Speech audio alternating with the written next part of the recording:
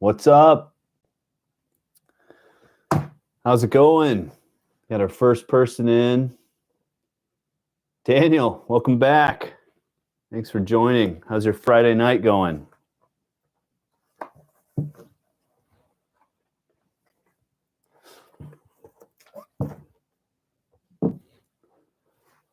Oh, we got 3 people now. What's going on, everybody? Thanks for coming to hang out. Hope you guys have your beverage of choice. We're doing the high life tonight over here in the Detached Garage Studio. Got Daniel. We've got 2 others. We're just hanging out, so feel free to get in the chat and ask questions.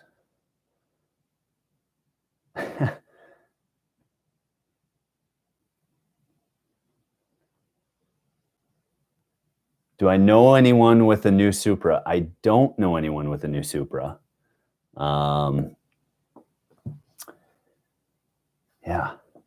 Probably find somebody, though. Ah, Daniel, sorry to hear you're stressed out, man.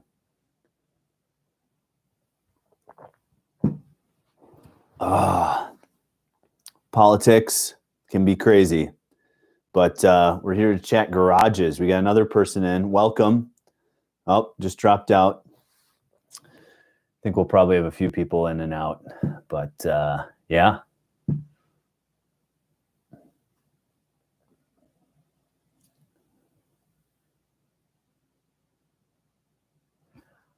When I drove my Tesla, I didn't get much ICE hate. You know, I think people think that you buy a Tesla to be good for the environment, and certainly there's some people that think that way. But for me, the Tesla was just a fun, awesome car that was pretty decent on my cost per mile. You know, that's what I was mainly concerned about, was how much I was spending per mile, and it was way cheaper to drive electric per mile than it was for gasoline, especially because I got free supercharging at the Tesla supercharging station. So that was really it. And I mean, I didn't even have the performance model, but it didn't really get hated on by other ICE people. Most ICE people that hate on Teslas have never driven a Tesla, never experienced one, and how different yet fun they are. So yeah. Alpha, what's the latest on my garage? Well, I had a call with the architect the other day and had a good chat with him about some truss stuff that we were going to do, whether we're going to use floor trusses or do customized trusses for the upper level of the garage. So I had a good chat with him. Also, he wanted to touch base with the planner in the county to make sure we were still going to be able to follow code. Haven't heard back from him yet, but I think he reached out to the planner either yesterday or the day before today. So hopefully I'll hear back from him this weekend. So yeah. Hey, we've got 3 people in. Welcome to the chat. Thanks for joining us. Hope you've got your beverage of choice. I've got open one here and a backup one right here as well. So thanks for joining. Jacob K. Oh, am I driving the new car in the River Valley Road Rally this year?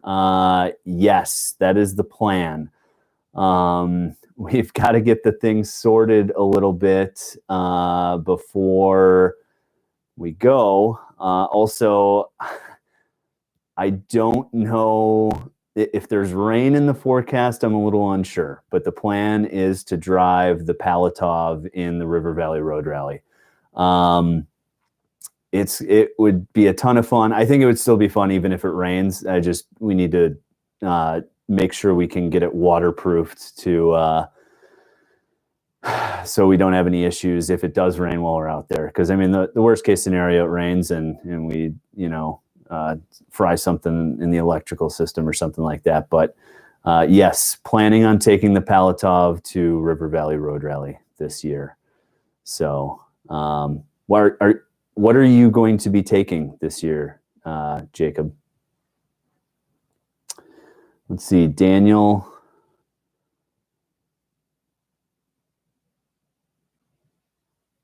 Solar. The red F-Type R. Perfect. Any mods for you for this River Valley Road Rally? Or are you keeping it the same as last year? Oh, 640 horsepower. You don't need the mods. We got plenty. So, oh yeah.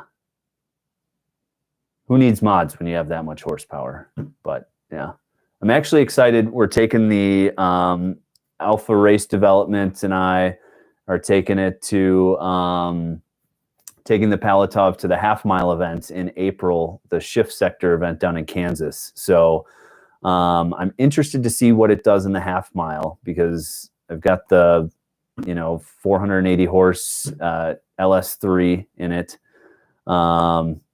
So it'll be interesting. It's kind of dirty on aero. Any open wheel car is definitely way dirtier from an aero front than a closed wheel car. So I'm interested to see what it does in the half mile. I'm hoping for 160-ish in the half. So we'll see what it does. Saving for the McLaren. Jake, which McLaren are you looking at? Like 570 or the Super Series, or which one are you saving for?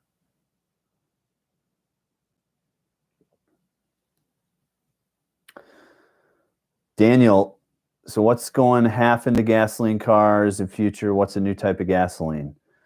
So I think Engineering Explained did a really good video on this lately. It's a synthetic gasoline, so it's actually similar to synthetic oil that's made from natural gas and other products. It's supposedly a carbon neutral gasoline, where they either capture carbon from the atmosphere or they make it from some other way, but supposed to be a better type of synthetic gasoline for the future. Yeah, I don't have 720S money either, but that thing is an absolute spaceship. So, what would be good? So had I not purchased the Palatov, I think I would probably have been looking at either a used 911 Turbo or a used Ferrari FF. They're both kind of in that 100 to 130 range. And so I don't know what level of McLaren you're saving up for, Jake, 570 or 650, but that could be a good option. That could be a good option. It does have 4 seats. You can put the new edition in the back seat, and it's a small back seat. But obviously the FF seats are bigger. But they're becoming reasonable, and I feel like maintenance is probably roughly going to be the same as a McLaren, but I'm not sure. So, but that's what I was looking at for a potential if I didn't want to get just crazy with the tube chassis, which I did, but it's still fun. So, yeah, that'll be good.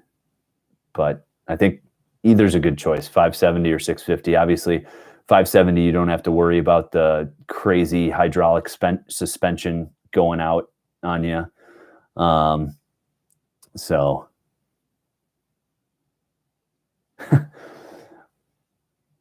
one half in one and one half in the other. I like it. We could make a trailer for the Palatov to have more seats. That would be interesting.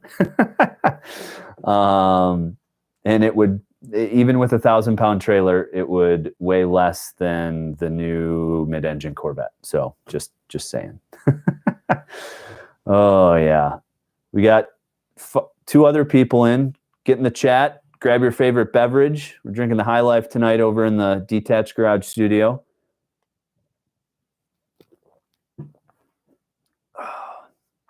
Thanks for joining.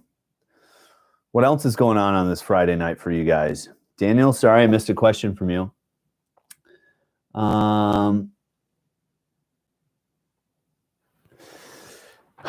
Grades. That's an interesting topic. So I think as long as you are a 3.5 student or above and can articulate yourself very well, I think you can, and have good experience and have good problem solving skills, I think you can pretty much do whatever you want. I also don't think you have to go to college.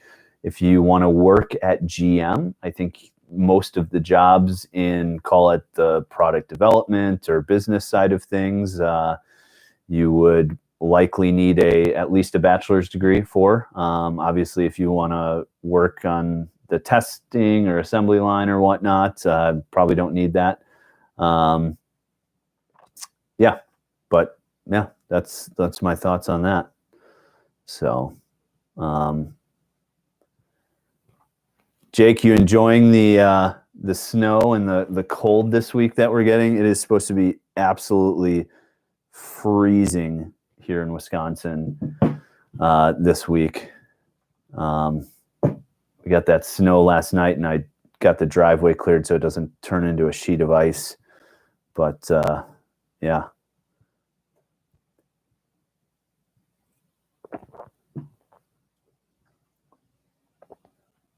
Two other people hanging out. Thanks for joining on your Friday night. Ice race February 20th with Grid Life. That's right. Got, I think, Alpha, that's Stevens Point, Wisconsin, right? That the Grid Life ice race is. Would be a fun event. I think next year we'll take the Palatov. I think we gotta get some things sorted on it, make sure it goes into reverse, adjust the shift linkage, change the fluids, and obviously get it on the dyno and do some baseline stuff. Didn't announce it yet, but it's in Wisconsin. Okay. Nice. Yeah, I'm sure the snow has made buying the F-150 worth it for sure. My new Audi Q7, I'm kind of mad at Advanced Auto Parts for screwing up on getting the brake pads wrong as we're changing those out, and then getting other parts wrong. So hopefully have that back on the road next week here. But yeah. So I'm not exactly sure how much my Palatov weighs. We're going to get it on the scales and see how much it truly weighs with me in it, with full fuel, full oil, coolant, everything. So it's supposed to weigh 1,900 pounds with the LS3 and transmission in it. So, does it weigh 2,000? Does it weigh 2,200? Somewhere between 1,900 and 2,200 pounds. And then the horsepower, so it's got the LS3 with it's kind of like the GM E-Rod engine, but it does have the factory cam upgrade. But it's still got 4 catalytic converters on it, the California exhaust manifolds on it. So there is plenty of room for that thing to breathe coming up here. So right now from the factory, it's 480 horsepower with that specific cam package from the factory. So, I mean, I'm thinking exhaust, mild tune, and I mean, we should be somewhere in the 520 range, especially getting rid of the cats, 520 to 530, hopefully. So, I mean, that thing is going to rip, whether it's 2,200 pounds or whether it's, 1,900 pounds, the thing is just going to be an absolute monster. And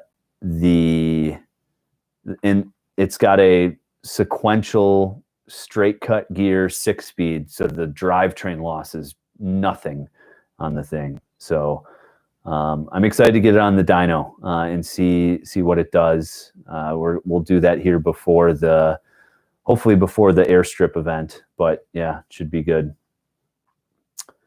How much does it cost to build a parking garage? I don't know.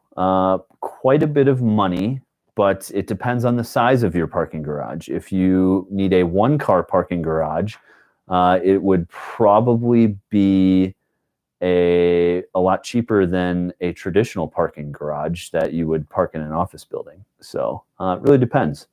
So yeah. Scale video soon. Yes, we will definitely do a scale video soon. Do a more in-depth Palatov video indeed. So we're thinking about a build series for it.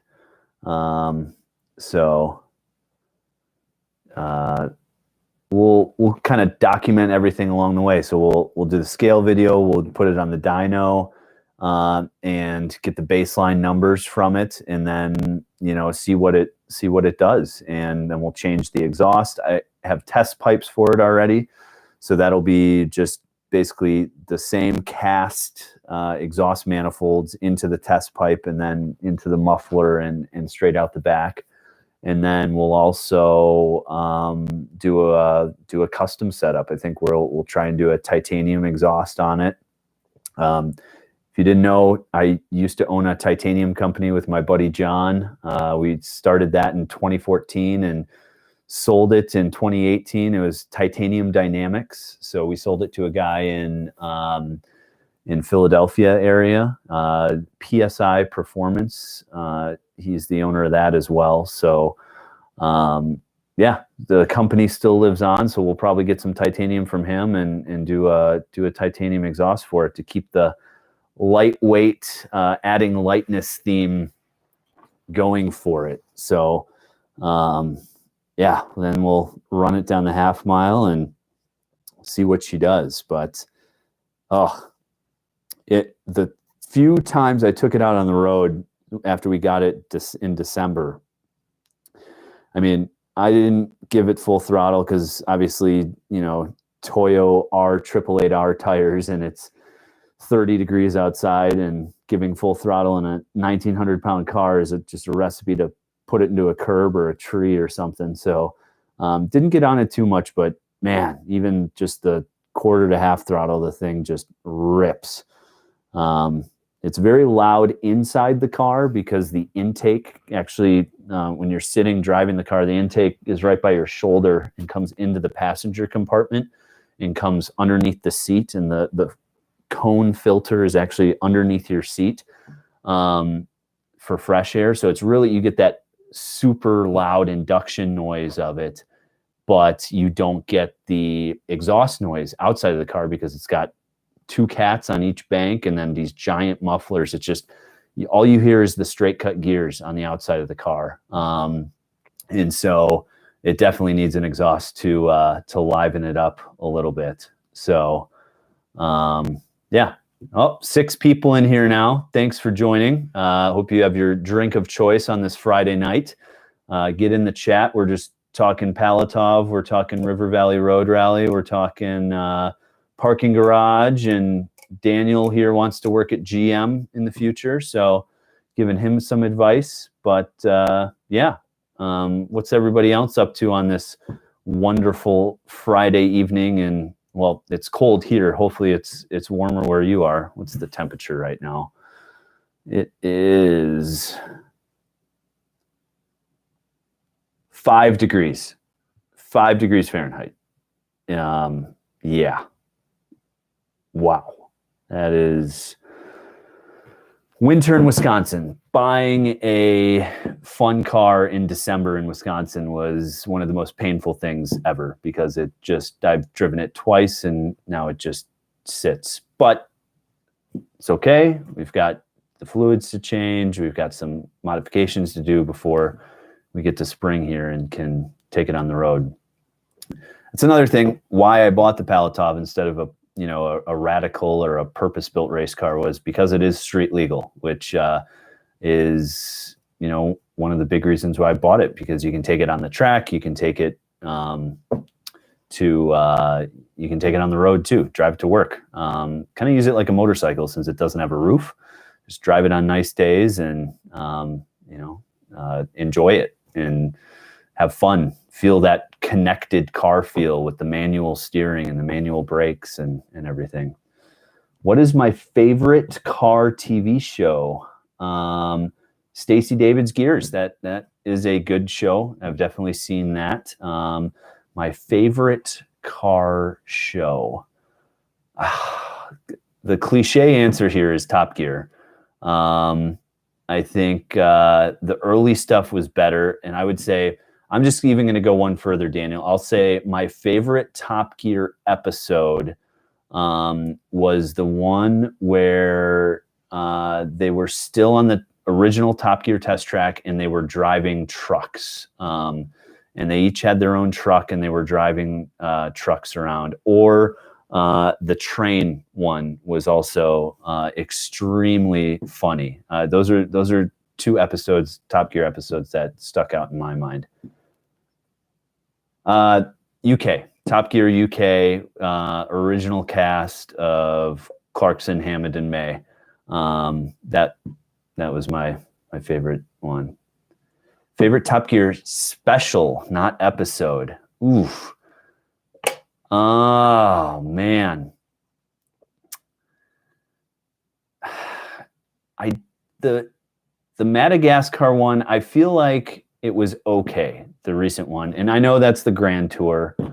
But gosh, the favorite Top Gear special. That's a tough one. I'm gonna have to think about that one. Jake, what is your favorite Top Gear special? In Top Gear, not the Grand Tour, not the Grand Tour. So let me know, what is your favorite Top Gear special? Alpha, you too.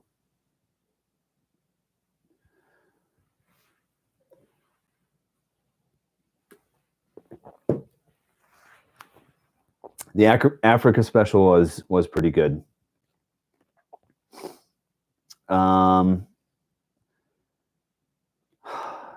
Yeah.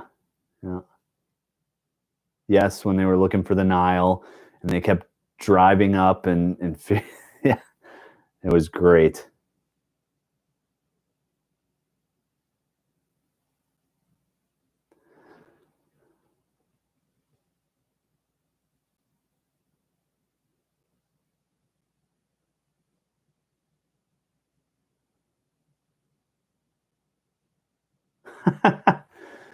Alpha YouTube. Yep. Well, we got to get that going for you, my friend. We got to start. Speaking of that, did you time lapse today? Let me know. Daniel, what is my education? Well, I have my bachelor's in industrial management and a minor in marketing. And then I have my master's degree in engineering management, which it was from Milwaukee School of Engineering. So basically an MBA that was focused more on technical management. So do I think you need a degree to succeed? Absolutely not. Do I think it helps depending on the career you want to go into? Absolutely. But yeah, I think also don't try and make your decision up too early on what you want to do in life. Get experience, go work places, go get that hands-on, figure out what you like and don't like. That's my advice to you. So time lapse tomorrow until the Q7 is done. Nice. Good stuff. Get those GoPro batteries charged up, ready to rock on the Q7. So yeah, for those of you who did not see my my Q7, I got it. It's a 2014 TDI. See if I can show this picture of just how nasty the buildup on the charge pipes was from the EGR valve. So we'll see if we can show this here. Take a look at that buildup. That is all in the charge pipes. And so needed to clean that out. Look at that. Thank you, EGR. So we'll see. I'm not ready to delete it yet. Still got a few thousand miles more of warranty. So, but Alpha, to your question, what mods are we doing? It'll be a tune, it'll be a EGR and DPF delete, as well as an exhaust, I think. No turbo upgrade, nothing like that. It is the daily driver that doubles as a tow rig. So we won't go too crazy on it, but I feel bad for the engine keeping the EGR valve on there after seeing that crap that's built up in the charge pipe. So yeah, those will be the mods. So yeah. What else is going on? What else do you guys want to talk about? What topics do you want to talk about? Got 5 people in watching currently, and only 3 of those people are in the chat. So to you other 2 people who are just watching, I hope you're either enjoying a beverage and just enjoying the conversation, or get in the chat. Let me know what you want to talk about.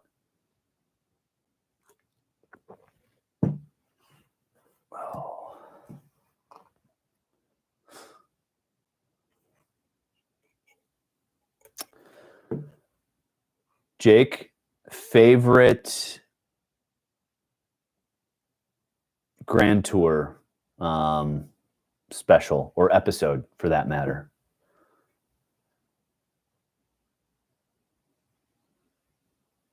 Or haven't you been watching the Grand Tour? I know some people have boycotted since they went to Amazon.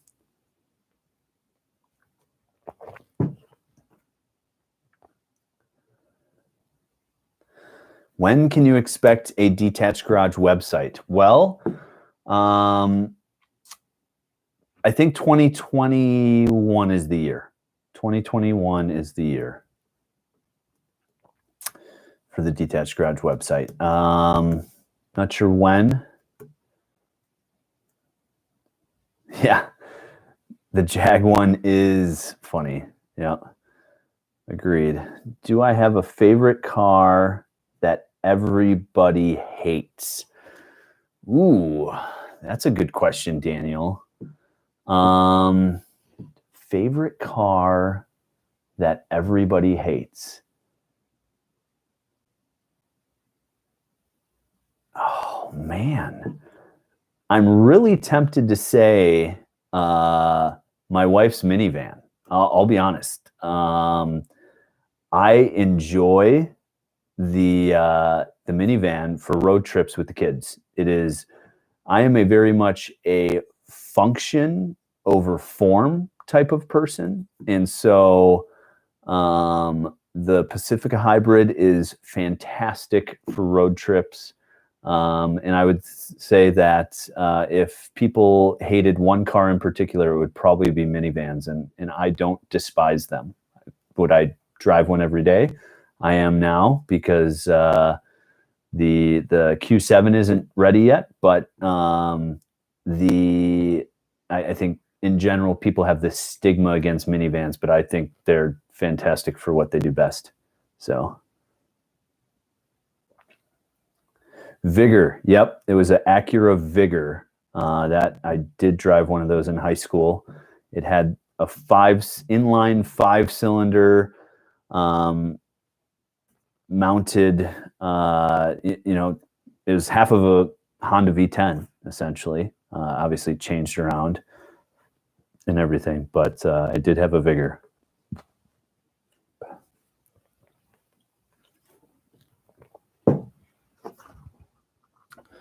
You like the Cadillac XLR and XRS?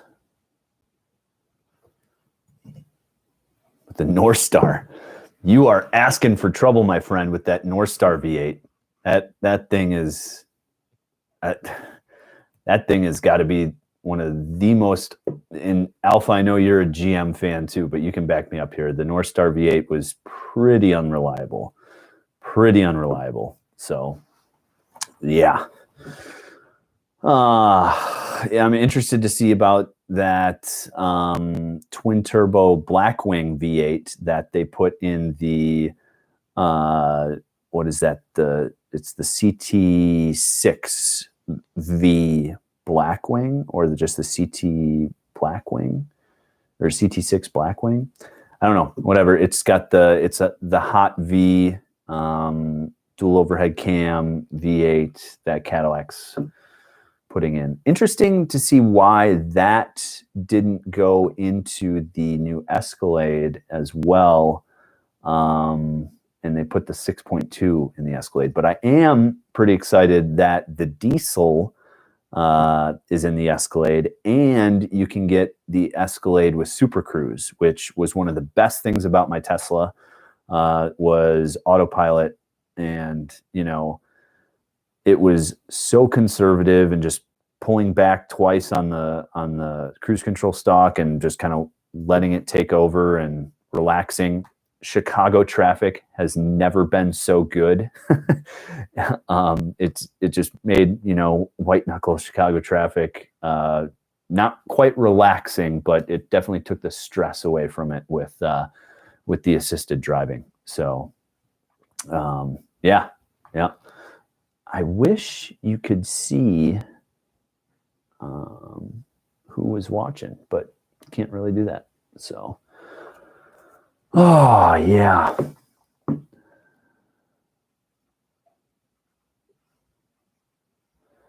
I don't know if the dual overhead cam Blackwing is going to be in the ZR1.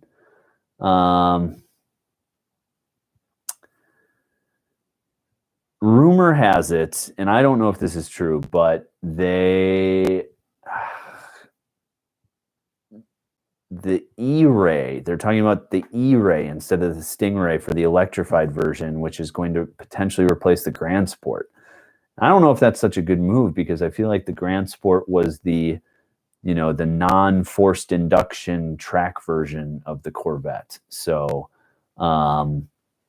just kind of interesting if they do replace it. I just don't know. Z06 won't be turbo. I think they're going to use a version of the flat plane crank that's in the IMSA GTLM car for the Z06. But I do think the ZR1 will be turbo. I just don't know if it will be the Blackwing turbo. And I think it'll have electric power on the front axle too.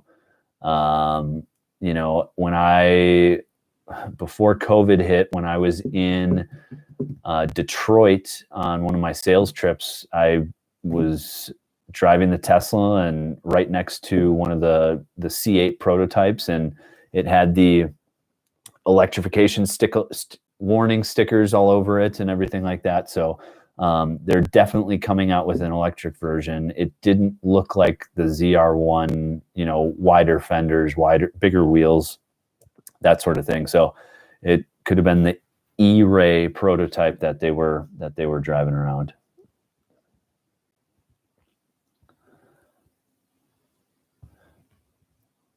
There was one giveaway car that was turbocharged and supercharged.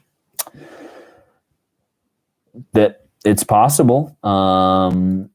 You know, forced induction is forced induction, whether you're robbing power to turn a pulley or using your exhaust power to turn it. So, yeah. Oh, we had somebody drop off. I don't know if Jake is still there or not. We got 4 people, and 4 people now. Maybe Jake had to go get another beer.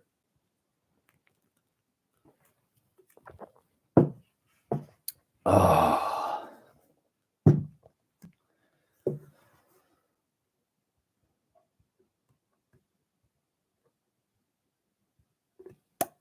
Daniel, I'm reading your last message over and over again, and I can't make it out. I know you're using voice to text, but I can't make that out.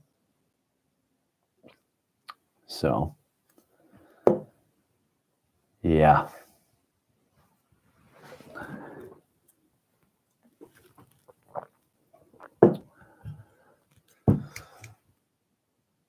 What's going to happen to the small dealerships in the country in 2023? I think they're going to go out of business. It'll be interesting. Obviously, you've got Tesla doing the direct sales model. They still, they have showrooms, they have stores, they have service centers. Is that going to be the way that things go? Maybe. Obviously, I don't think dealerships will go away completely. There's still the entire used car market, which is clearly booming right now because they just announced they're going to shut the Corvette production line down for the third time due to part shortages and everything like that. So I don't think dealerships will go away. I really don't. I think you're going to see them change slightly. They might be only used car and all new cars will be direct to customer, but I don't think you'll see them go away. So, yeah. Welcome. If you're just joining us, hanging out in the Detached Garage studio here. Yeah. Thanks for hanging on your Friday night. Just hanging out, talking cars, talking garages. Yeah. Get in the chat, ask some questions, spark a conversation with the other guys in the chat.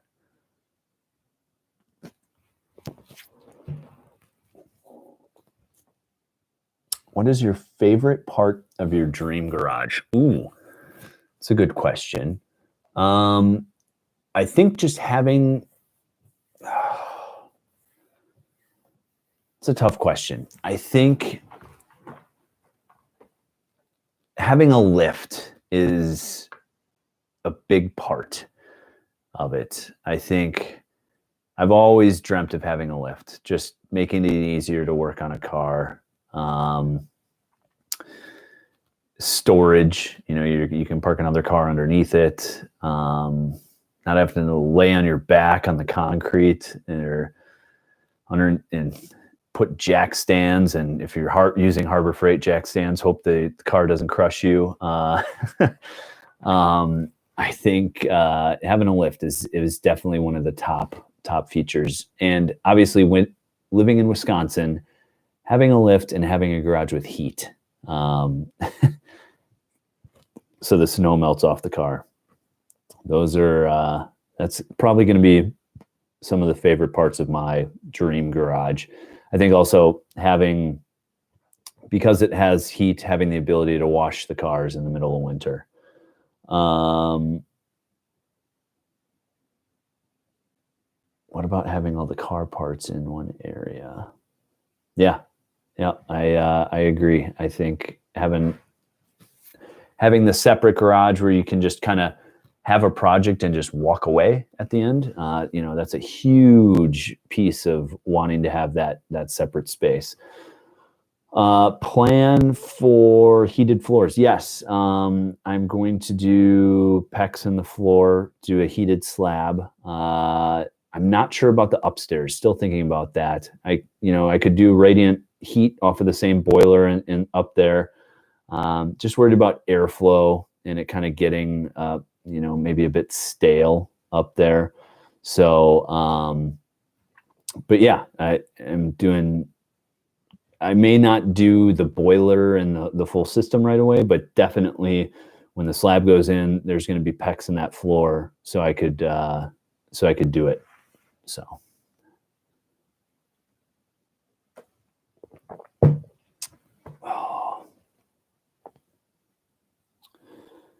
Might do a forced air backup. Heated driveway. It would be cool.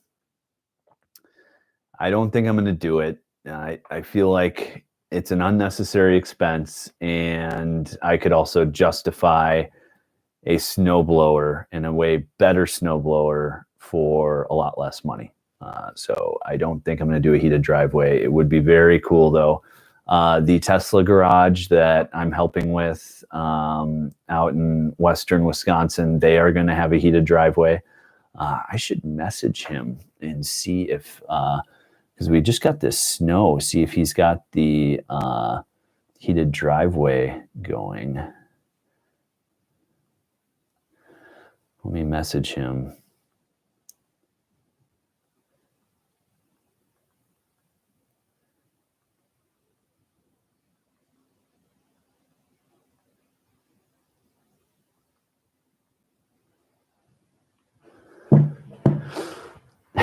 Thoughts on flamethrower for snow removal? I think it's hilarious. I think your fun per hour is definitely higher than a snowblower. I think your dollar per hour is definitely more expensive than a snowblower.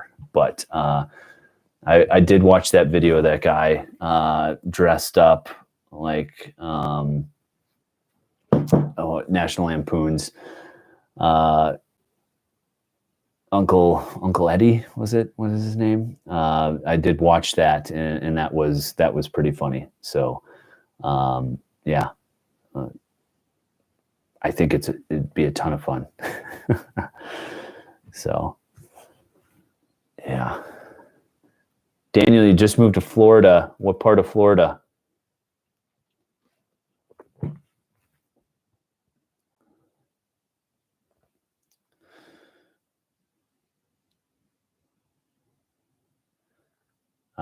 So I did get a response from Jason and the guy with the Tesla garage. So he said the heated driveway is not installed yet. It was still just gravel. There was some heavy equipment needed to install his Tesla solar roof. And so they didn't put that down yet because they hadn't poured the slab yet. So.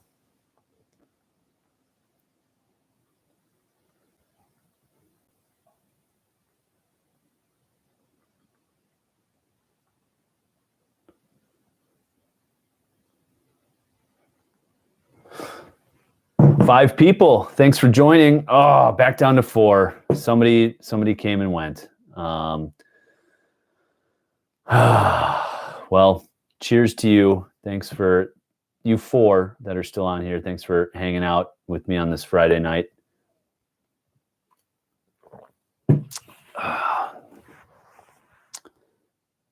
Just moved to Florida. I asked you what part, and you said Michael Home.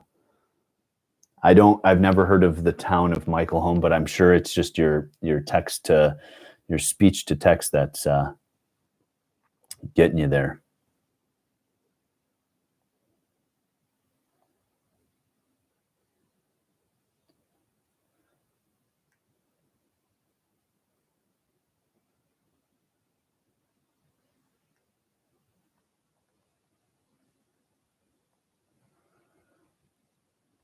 Basically where Trump lives. Okay.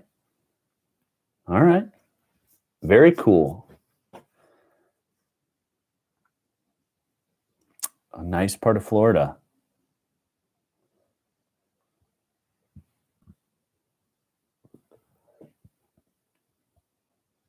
Tesla wall for my garage. So, I will have solar and a battery backup, but I feel like the Tesla Powerwall is overpriced for the kilowatt hours that you get. Off-grid or on-grid. So I'm going to do a grid-tied, but a hybrid system so that I can...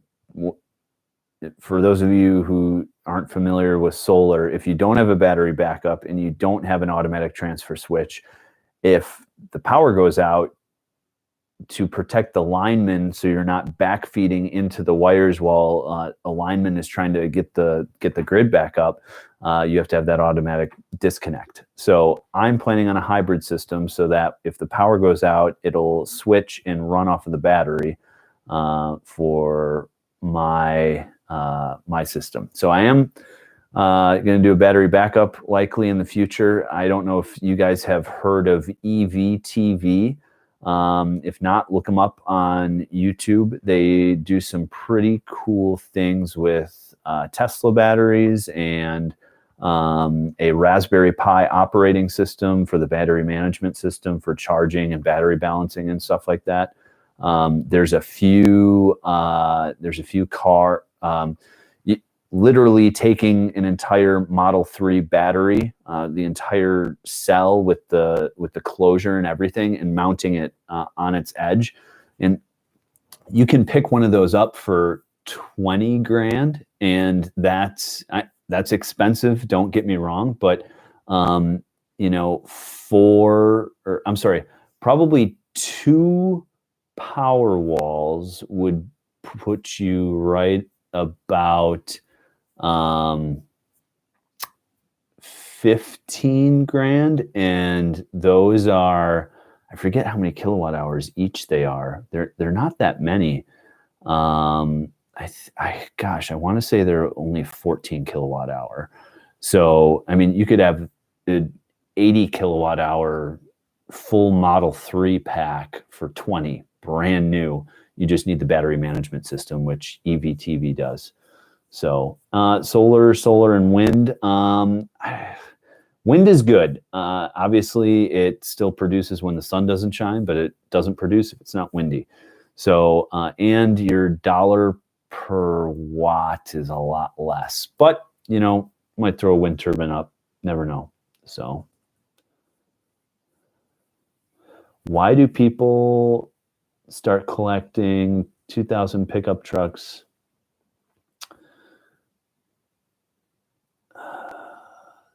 The 8.1 liter V8, the big block. I don't really understand your question, Daniel, but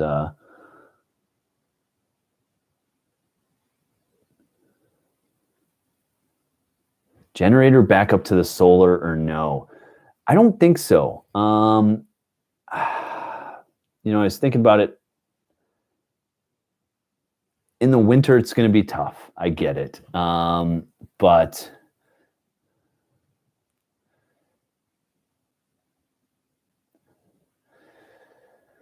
I get it's going to be tough, but I want to oversize the solar panel system to be able to, I want to oversize the solar panel system to be able to produce even in the winter. Obviously, it's going to take a ton of batteries and everything, but you know, eventually I want to oversize the system big enough where even in Wisconsin winter with limited daylight hours, I could still produce enough to stay off grid if needed. So, or at least, you know, if there is a power outage for a lengthy period of time, which we've lived in this house since 2013 and there's never been an outage. So yeah. How do you get snow off solar panels? Well, basically a roof rake. And kind of let it melt as well. I actually had an idea for not only the solar panel getting snow off by like a heating element, almost like a defroster in your car, but also a cooling, because obviously when not a flamethrower, your insurance company probably would not like you very much. So, but to get snow off of those solar panels, I had an idea to put a backplate heater on it, just in a heat sink almost. So you could use it to heat it in the winter to melt the snow, or you could use it to remove heat, because solar panels get too hot, they become less efficient, and it goes down. So yeah. Still 3 people on. I think Jake has left, or he's just being quiet. We've got Zach from Alpha and Daniel on still, and one unnamed person that has not gotten in the chat yet. But I do have 2 thumbs up on this, so I appreciate you 2 people who have given me the thumbs up on this stream. Just hanging out, having a beer, and talking random topics. Garages, cars, probably a spam bot. You think, Daniel, do you really think number 3 is a spam bot? I think if it was a spam bot, the chat would be way more full with spam. But who knows? Maybe not. Yeah.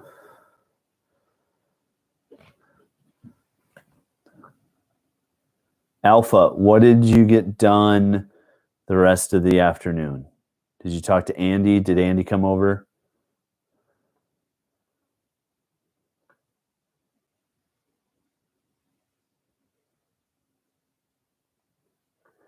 YouTube has a big problem with it. I didn't know YouTube had a big problem with spam bots.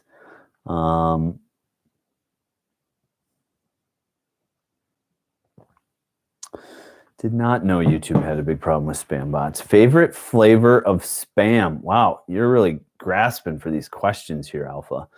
I didn't know there were, I'll be honest, I did not know there were other flavors of spam besides just the normal spam. Yeah, I did not know. I did not know. Oh, yeah. But now they're pretty much gone. Huh. Interesting. Good to know, Daniel. Good to know. Good to know.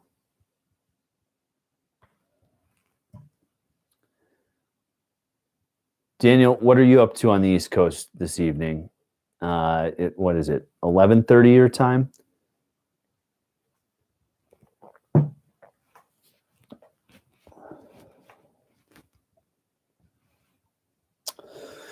Nice. Sounds good on the 3D scanner. Yeah, we need to get that going. Need to get that rolling. I have seen the movie Talladega Nights.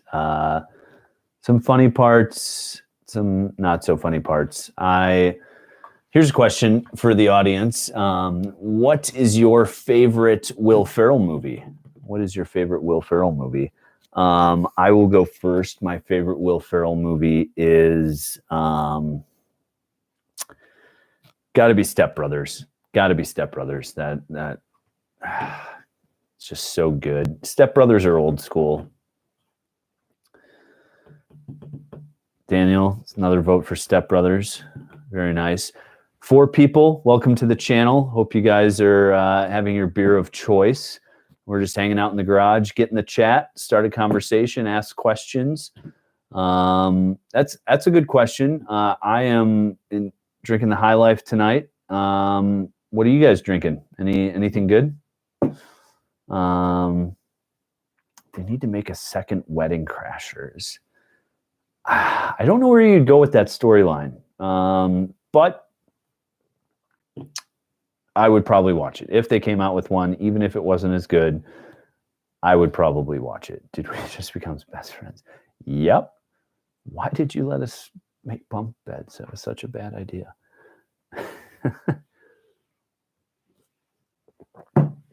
Oh, yeah. Garage talk.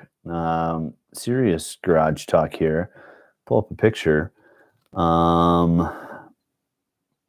Trying to figure out, maybe I won't pull up a picture, but obviously YouTube Studio currently is a corner of a room in my basement.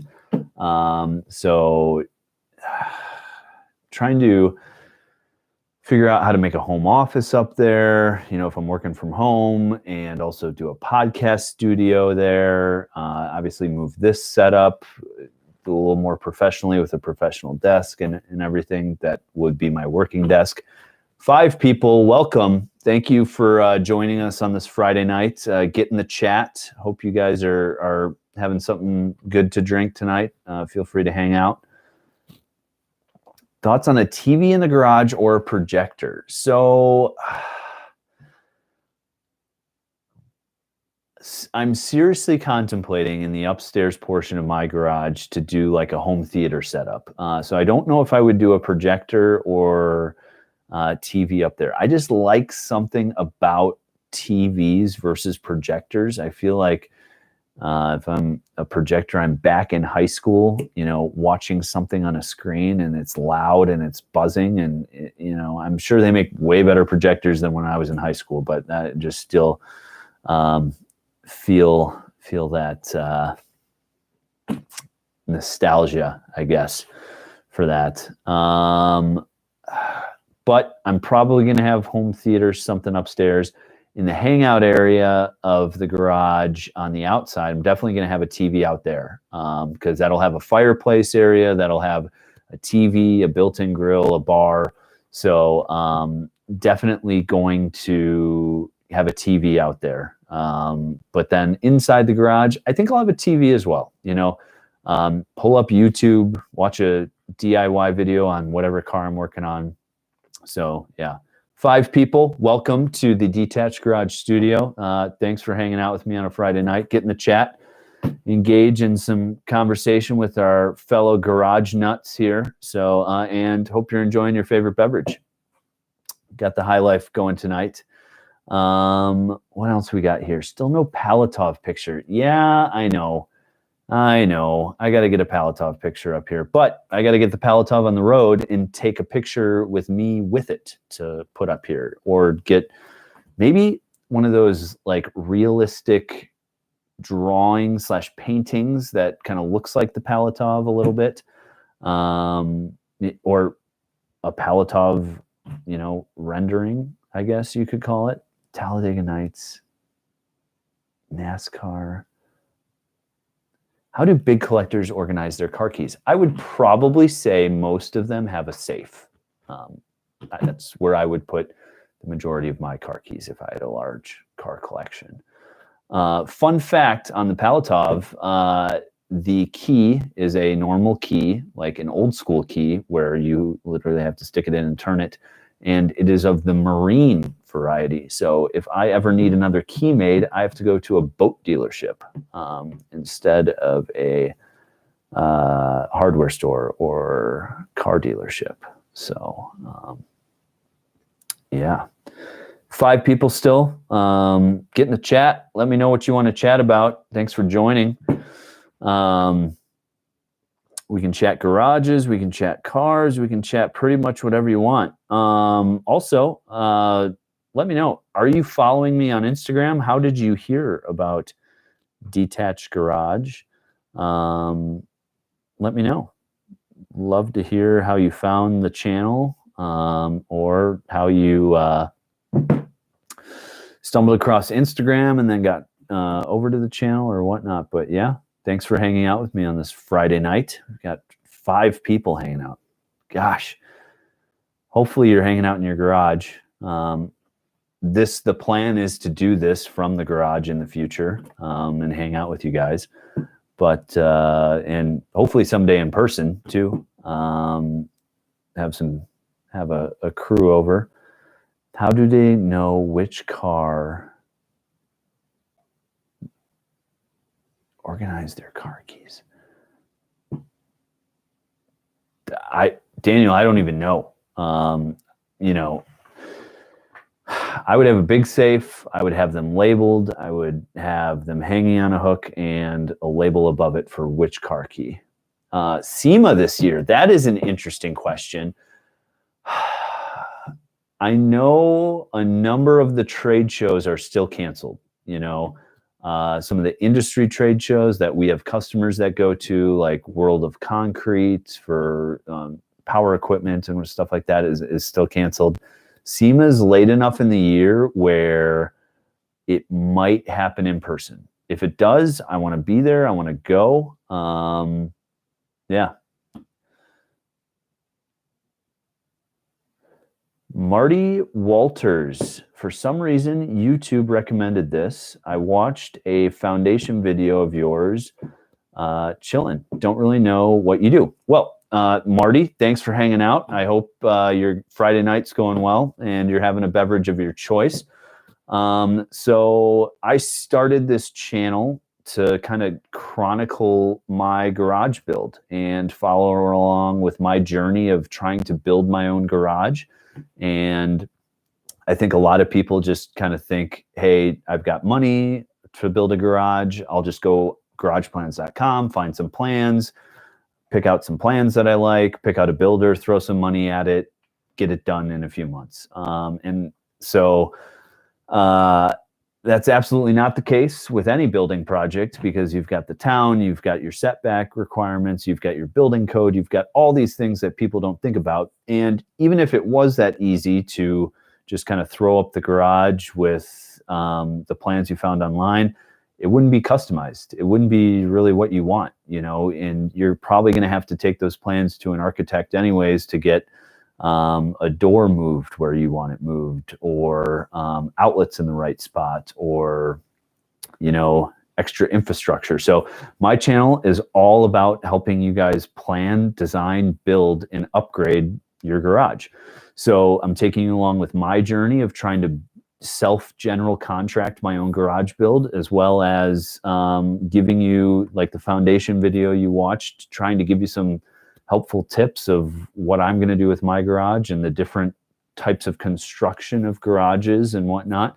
I also have an Instagram page that I post on daily that tries to give some ideas of different garage designs. You know, not everybody's garage is, you know, every garage should be a little different because you want to tailor it to your needs. Some people want a full fabrication shop in their garage where they're building rock crawlers or lowered, you know, mini trucks, or, you know, building race cars or whatnot. Other people, they want a garage to just hang out, have a showroom.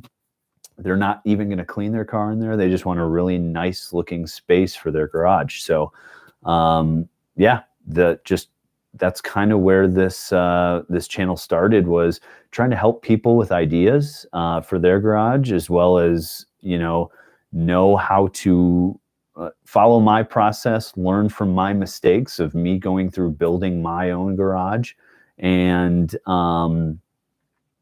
really just learn from the channel and interact with other people in the garage community. It's interesting, starting the Instagram page that's now up to 15,000 followers. Thank you guys so much if you do follow me on Instagram.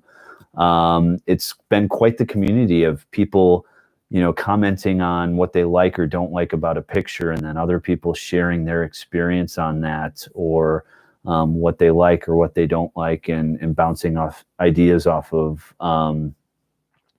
each other. So, you know, that's really where the channel started. So Marty, welcome. Hope you're enjoying the content and have watched a few other videos beyond the foundation one. Would love to hear your feedback on other suggestions that you're going to be doing. So yeah, Alpha, tell them about the Garage Condo project. Yeah. So garage condos are kind of a big thing nowadays. If you don't have the land, if you don't have the space, excuse me, building an off-site garage condo or renting or leasing a unit is a great option. There's a garage condo facility here in New Berlin, Wisconsin, pretty close to where we live, that I think we're going to be helping out.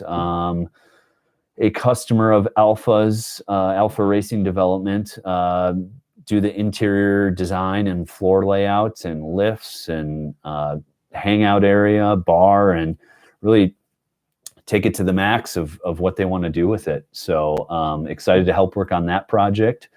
But yeah, so that will be fun to help on. Marty, what are you saying here? I'm going to be building a 20 by 50 building for your wife's art studio, so she can get out of your garage. Nice.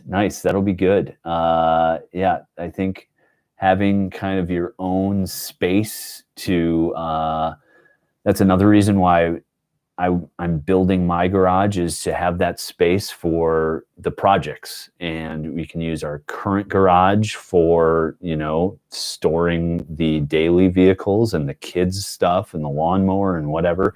But then having this separate area where you can just work on a project and kind of walk away, and you don't have to worry about, getting the caliper and the rotor and brake pads back on, because you got to get to where it's 11:30 at night and you got one car and one spot and you got to get it out of the way and everything. I think that's an awesome advantage of having a garage. And then putting up a big pole barn would be sweet.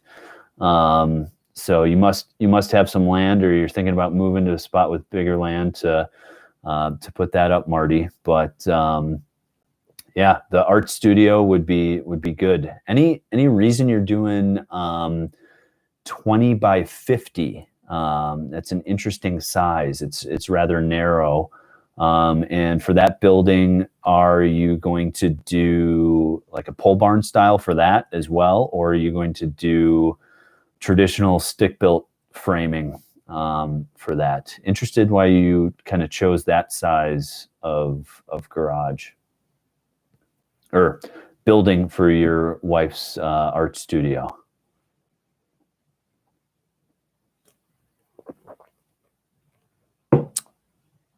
Again, 5 people on. If you're just joining us, thanks for joining, hanging out on this Friday night. We are chatting garages, cars, art studios, buildings, life. Get in the chat, start a conversation. Hope you're enjoying your favorite beverage of choice. What do you think about a car mechanic simulator?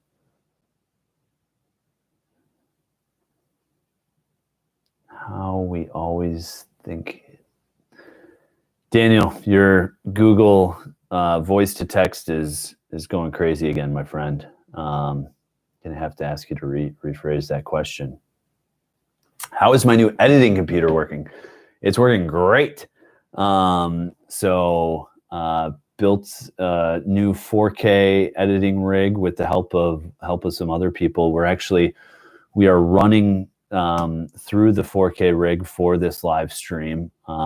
So it's working fantastic. Glad I got that done.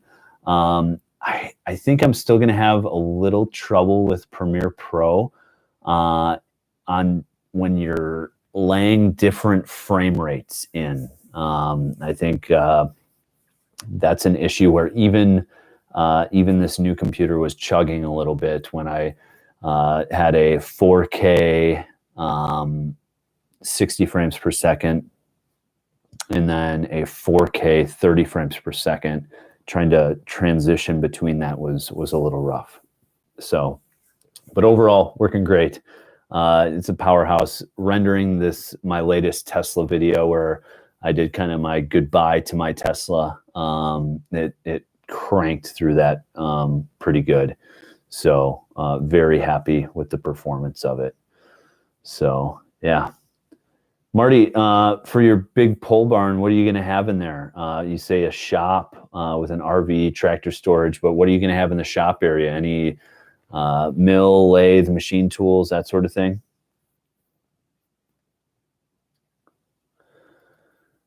So your wife's art studio, you're saying stick built with a poured foundation, all right? You were thinking 20 by 30, but decided you needed a little more. Can you have a mezzanine? Hard to span more than 20 feet. Yeah, it is hard to span more than 20 feet without posts or poles. That's something I'm running into on my garage build. So I'm doing a 35 wide by 40 feet deep, roughly. And so that 40-foot span is going to be the truss span that I'm going to try and do. So we've been back and forth because I am going to have a second level that will be at that truss line. So whether it's attic trusses or we do floor trusses with then 2x10 built roof sections. Yeah, we're trying to figure out what to do there because I don't want any poles or posts in the center of the garage. That is a no-go for me for that. Auto mechanic by trade, so a lift for sure. Very nice. Yeah, that's one of the big things I want in my garage is a lift. I'm not a auto mechanic by trade, but I've laid on enough concrete on my back or put a piece of cardboard down so I didn't have to lay on the concrete to crawl under a car with up on jack stands and I'm done with that. A lift is the best $3,000 tool you'll ever buy. Prefab eye joists. Yeah. Still clearing land. Yep. No, prefab eye joists are great. If you're running utilities or anything like that, sometimes it's nicer to have those true, like the 24-inch floor trusses. So it makes your labor rate for running electrical anything will go way down. I don't know how much you're planning on doing yourself, but I'm going to try to wire as much as I can myself, and both for Ethernet as well as electrical and everything like that. So yeah. South Park is Daniel, I haven't watched South Park in a long time, but I might have to look up the episode on Prius drivers. Working on the floor is for the birds. Yes. It needs to be done. Us car guys who have a passion for cars, you got to do what you got to do. But yeah, I cannot wait to have a lift in my garage. So yeah, it's one of the best tools you can get, I think. How do Lamborghini cars lift up their dealerships lift up their cars for maintenance? I'm sure they have a variety of lifts. A number of them probably have sunken in lifts that are sunken into the concrete slab so they can just drive right over, and then probably a scissor lift style lift. Others have 2-post lift. There's a number of different lifts. You could drive it up onto some race ramps or ramps to get it high enough to get it under the lifts, whatnot. But yeah, even low profile cars, you can put on lifts. 4-inch walls or thicker for your garage. So I am probably going to do 2x6 construction. So 6-inch walls. And then I'm thinking about doing a Huber zip OSB, but a zip R. So it'll have the 3/4-inch OSB as well as a layer of foam insulation on it. And I'm thinking about the Zip R3. Living in Wisconsin, and being a heated garage and a heated slab and everything like that, I want that extra insulation value for my garage. So, Marty, great question. Where are you from? What state you live in?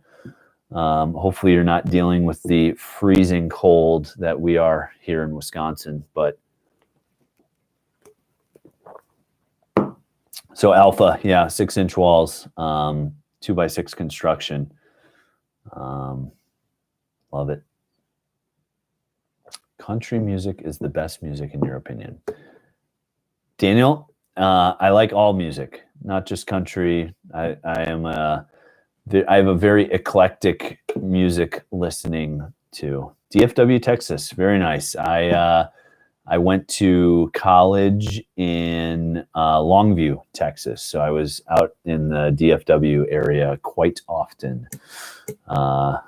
it's crazy that it was the closest big city area and it was still 2.5 hours. Well, I guess Shreveport, Louisiana was the closest big city to Longview, but familiar with DFW. So, yeah.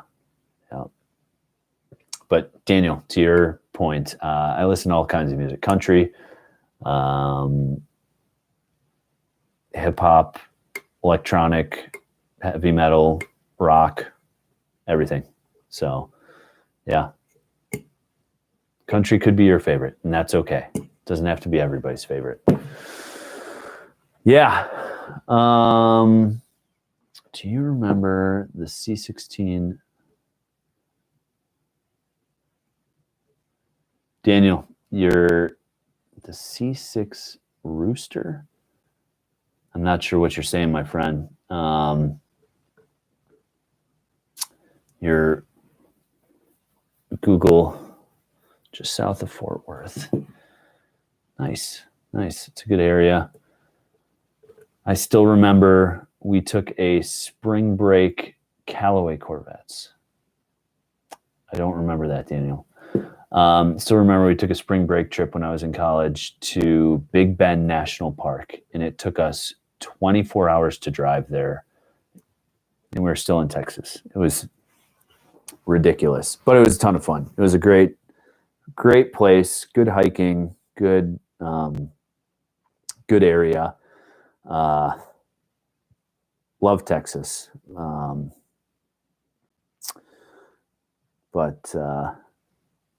Yeah, spent 5 years down there.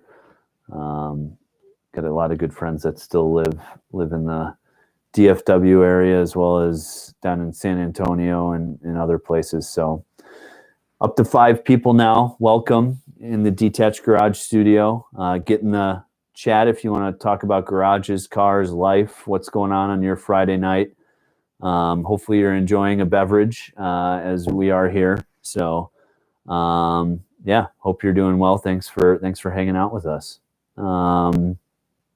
Texas is freaking huge. Yeah, Big Bend is a lot of fun. It was, when was it, March when we went? It was great weather. Hot during the day, cool at night. Obviously, you're in more of the desert climate out there. But yeah, it was great. I loved it out there.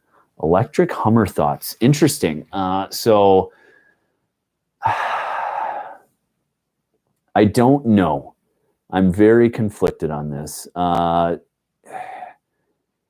They're obviously going for the high horsepower, high performance, more trying to be off-road with it. It's going to have 1,000 horsepower.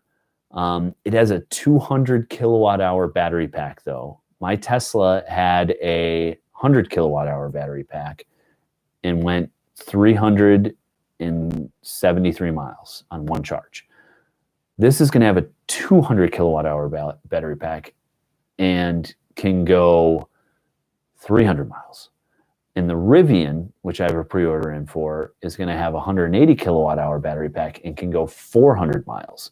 So I just think the efficiency of it, and I get it, Hummer has never been efficient, but I just think it's a poor choice for what they're doing right now. I think I'll be interested to see what the electric F-150 comes out with for range and what size kilowatt hour battery pack that is.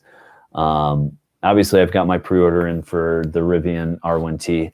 I optioned the big battery pack, so that is not available for production until January of 2022 is when they said we could get it. I'm reservation holder 5,063. I think a lot of those 5,000 people already took the launch edition, which is the 135 kilowatt hour battery pack, which is the 300 mile range, which should be out this summer. The company I work for, we work with a number of different tier 1 suppliers. We've been doing prototype parts and production parts for that. So I fully expect that to launch. You've seen them on Twitter, pictures of them on Twitter, driving around Normal, Illinois, driving around all over the place. So I definitely think the Rivian is going to be the first electric pickup truck to market. I think they're further ahead than anybody. The Tesla Gigafactory Austin is coming along. But I haven't seen many mules on the road. Prototype versions of the truck. I don't think the truck's going to look anything like the concept truck. I think there's no way you're going to pass pedestrian crash safety or anything with that. Is the infrastructure there for all electric vehicles? Interestingly enough, yeah. So I owned a Tesla Model S for a year. It was my first electric car. I'm a gearhead. I love the sound of a V8 engine, but it was a great experience. I loved owning it. I definitely had to plan my trips a little bit more, but I would try to plan my lunch stops where, I'm going to be out of the car eating anyways. So on long trips, I would try to plan to be at the Tesla supercharger over lunch and spend 30 minutes and eat my lunch, get back in the car and keep going. So I think the Tesla infrastructure is there. I think it is head and shoulders beyond the other automaker, it's really the plug difference and obviously the payment system and everything like that. I think it's getting there. Am I more nervous about having a Rivian, which has a different plug type and doesn't have the Tesla supercharger network behind it? Yes, but I think it'll get there, and it'll get there quickly with Ford coming out with the Mach-E, the Mustang Mach-E, with Rivian coming out with all these other car companies getting on board and coming out. I think you're going to have the infrastructure. The challenge, I think, Marty, is going to be the grid. You already have in California these brownouts because you're using too much electricity, or there's the wildfires, and we're going to shut the grid down. I think the duck curve, and if you're not familiar with that, Google it or look up a video on it. But if everyone in the U.S. has an electric car, and they all get home from work and all plug their car in all at once, there's no way our grid can sustain that right now. There's just no way. So gasoline is definitely everywhere. Sightseeing around the country. The Tesla interface was really, really good. You plug in your destination. It tells you exactly what your state of charge will be by the time you get to that charging station. It tells you need to charge 15 minutes at this station to get to the next one to get to your destination. If you're going across the country, it's very good at routing, and the computer is very good. After I drove for a little while, I didn't really have range anxiety or off the beaten path sort of thing, which is why especially in the winter. So my range on my Tesla was 373 miles. In the winter, you're pushing colder, denser air out of the way. So you're using more energy to get the car moving. You're also using the heater, which isn't as efficient to heat the cabin. So you're using electricity. So my range, if I would take it down to zero, which I never did, was probably closer to 290 miles, even though 370 would be no problem in the summer when it's hot out. But I think Rivian is going to be, they're the adventure vehicle. If you didn't watch The Long Way Up on Apple TV about the two electric motorcycles going all the way from Patagonia all the way to Los Angeles through the Pan American Highway. Great series. Highly recommend watching it. You see it firsthand about how the cold weather affects EVs. I think Rivian is going to do a good job of putting charging locations at those national parks, at those scenic destinations where you are off the beaten path. Jeep just came out with the Wrangler 4x4e plug-in plug-in Jeep. So, you know, I'm sure there's going to be some chargers at Moab for people who like off-roading. Can you adapt Tesla chargers to any other electric vehicles? So Elon actually just said that there are other people using the Tesla network, but it's smaller companies, and I'm not sure which ones they are. But so you can take a Tesla. There is an adapter you can buy to take a Tesla plug to go to the J1772 plug, which is pretty much the North American standard for all the other electric vehicles. So you can have that adapter, which comes in handy because not just the Tesla supercharger network, but there's also Tesla destination charging. So if you're a restaurant owner or something, you can put up a charger, and if it's a Tesla specific charger, usually you put it up there. Hotels have them as well. And you can, you know, a lot of them are Tesla specific because that's obviously the most prevalent electric vehicle on the road right now. But you can get an adapter to go from a Tesla charger to your other charger. Just get some jumper wires. Yeah, lick your fingers and hold on tight, Marty. Here we go. Yeah. But I had, so in my garage, and you can go and check this video out, I installed a ChargePoint Home Flex. My wife has a Chrysler Pacifica Hybrid, and so that's a plug-in vehicle. It's got about 30 miles of range on all electric. She only drives 8 miles to work, so she literally almost never runs on the gas engine. And it's our dollar per mile. That we didn't get it because of the environment. We got it because driving on electricity is cheaper than driving on gasoline. Anyways, we installed that. And so that's a J1772 plug. Plugs right into her car. And then to charge my Tesla, I would just put the adapter on.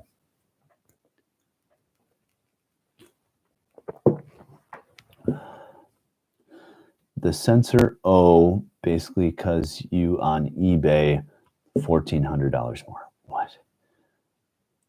Daniel, not getting your question here, buddy. Might have to re-ask that again. Four-wheel, do I remember 2000 Silverado? Yes. The 2003 Silverado. It had four-wheel steering. Yep, I do remember that. That was one of the first, actually, what was it? The GMC Sierra, Chevy Silverado, same thing. But it was one of the first years where they did the Sierra Denali, and they did have that four-wheel steering on there. I used to work at a car stereo shop in high school, and somebody brought in their Sierra Denali to get a system installed, and they had it supercharged, and that was an awesome truck because it was, you know, four-wheel drive, four-wheel steering, supercharged 6-liter V8. It was awesome. Excuse me.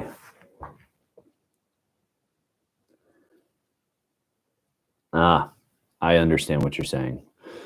Spare parts on eBay because they didn't make enough of them. Yep.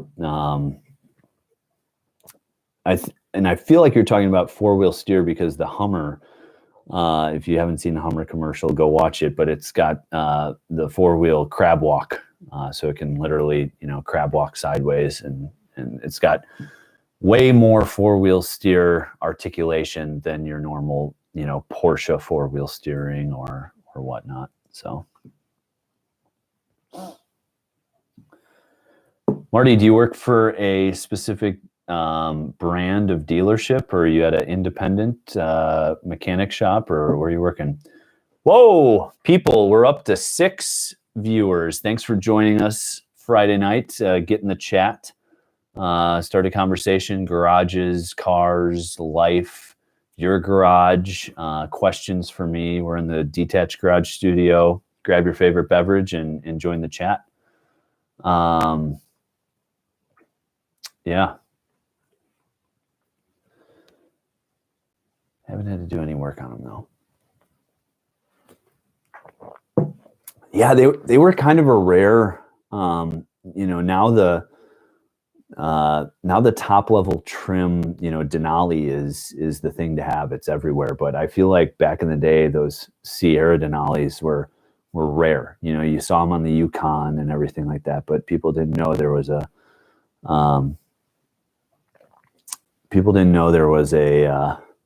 Sierra Denali as well. 7 people. Wow, it's 11 o'clock Central Time, and we're pushing the boundaries here, people.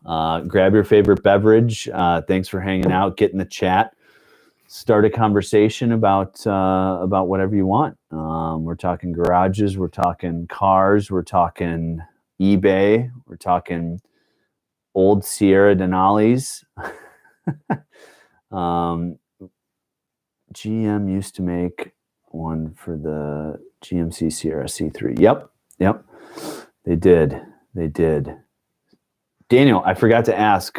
You seem like you're very big into Chevy branded trucks and SUVs. What are you driving right now? Obviously, you've been talking about in this live stream and other live streams, your GM collection that you want to own. What are you driving now? Is it something you like? Up to 8 people. Goodness, welcome Friday night, late night people joining us. But yeah, Marty, do you work at a independent shop or you work for a specific brand of dealership?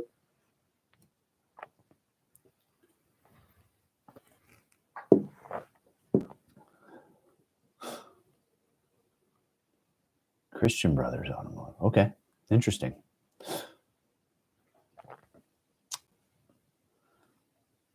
Ah, 10th grade. Thanks for joining us, Daniel.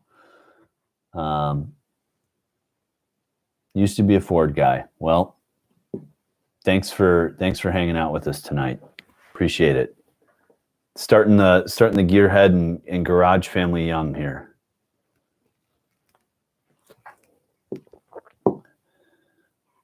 Just purchased an OG Krensel pressure washer today. Notice you were in live stream. Well, thanks for joining us. I also have a Krensel pressure washer. Big fan of Detached or Obsessed Garage. Started following Matt back when he was just doing exhaust videos for his cars. So probably the thing that inspired me to start this YouTube channel was, number one, documenting my journey of building my own garage, and hopefully you guys can watch the videos and learn as you go here. But then also just trying to add value to you guys. And you know, I feel like, or I was telling Marty before, you know, I feel like people think they just get some money, get some garage plans, find a builder, and just throw some money at it, and it just gets done. And the process is way more complicated. And I feel if you do what I just described, you're going to get a garage that you don't really like, and it's not customized. The outlets aren't in the right spot. You don't have the right power requirements. There's a ton of things that hopefully I can make videos and provide content and follow along that will bring value to you guys in your garage build. So when do you know when you're getting your Krensel pressure washer? And hopefully you're in a warmer climate. I'm in Wisconsin, and it is temperature check here.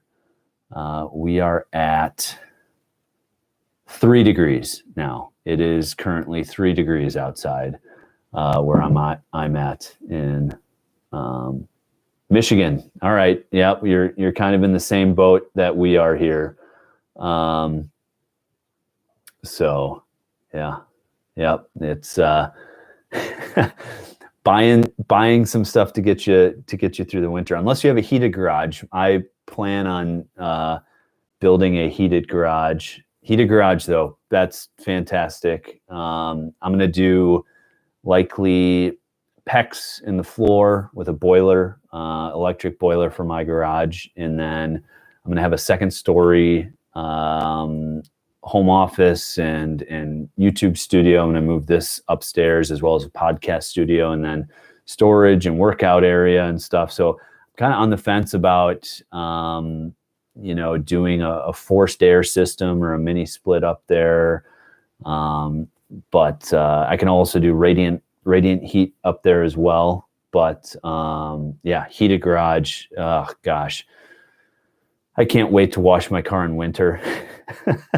I'm not a big detailing person. I'm way more of a fabrication person, and than a detailing person. I like cleaning my cars the correct way to minimize swirls and everything like that, but breaking out a polisher and doing everything like that, that I'd rather be wrenching than that. Yeah. Radiant floors seem to be the way to go. Yeah, if you do it right, and that's another thing that I started this channel for. And sorry, I didn't circle around back to Matt Mormon's video, but he did way back in the day, before he did the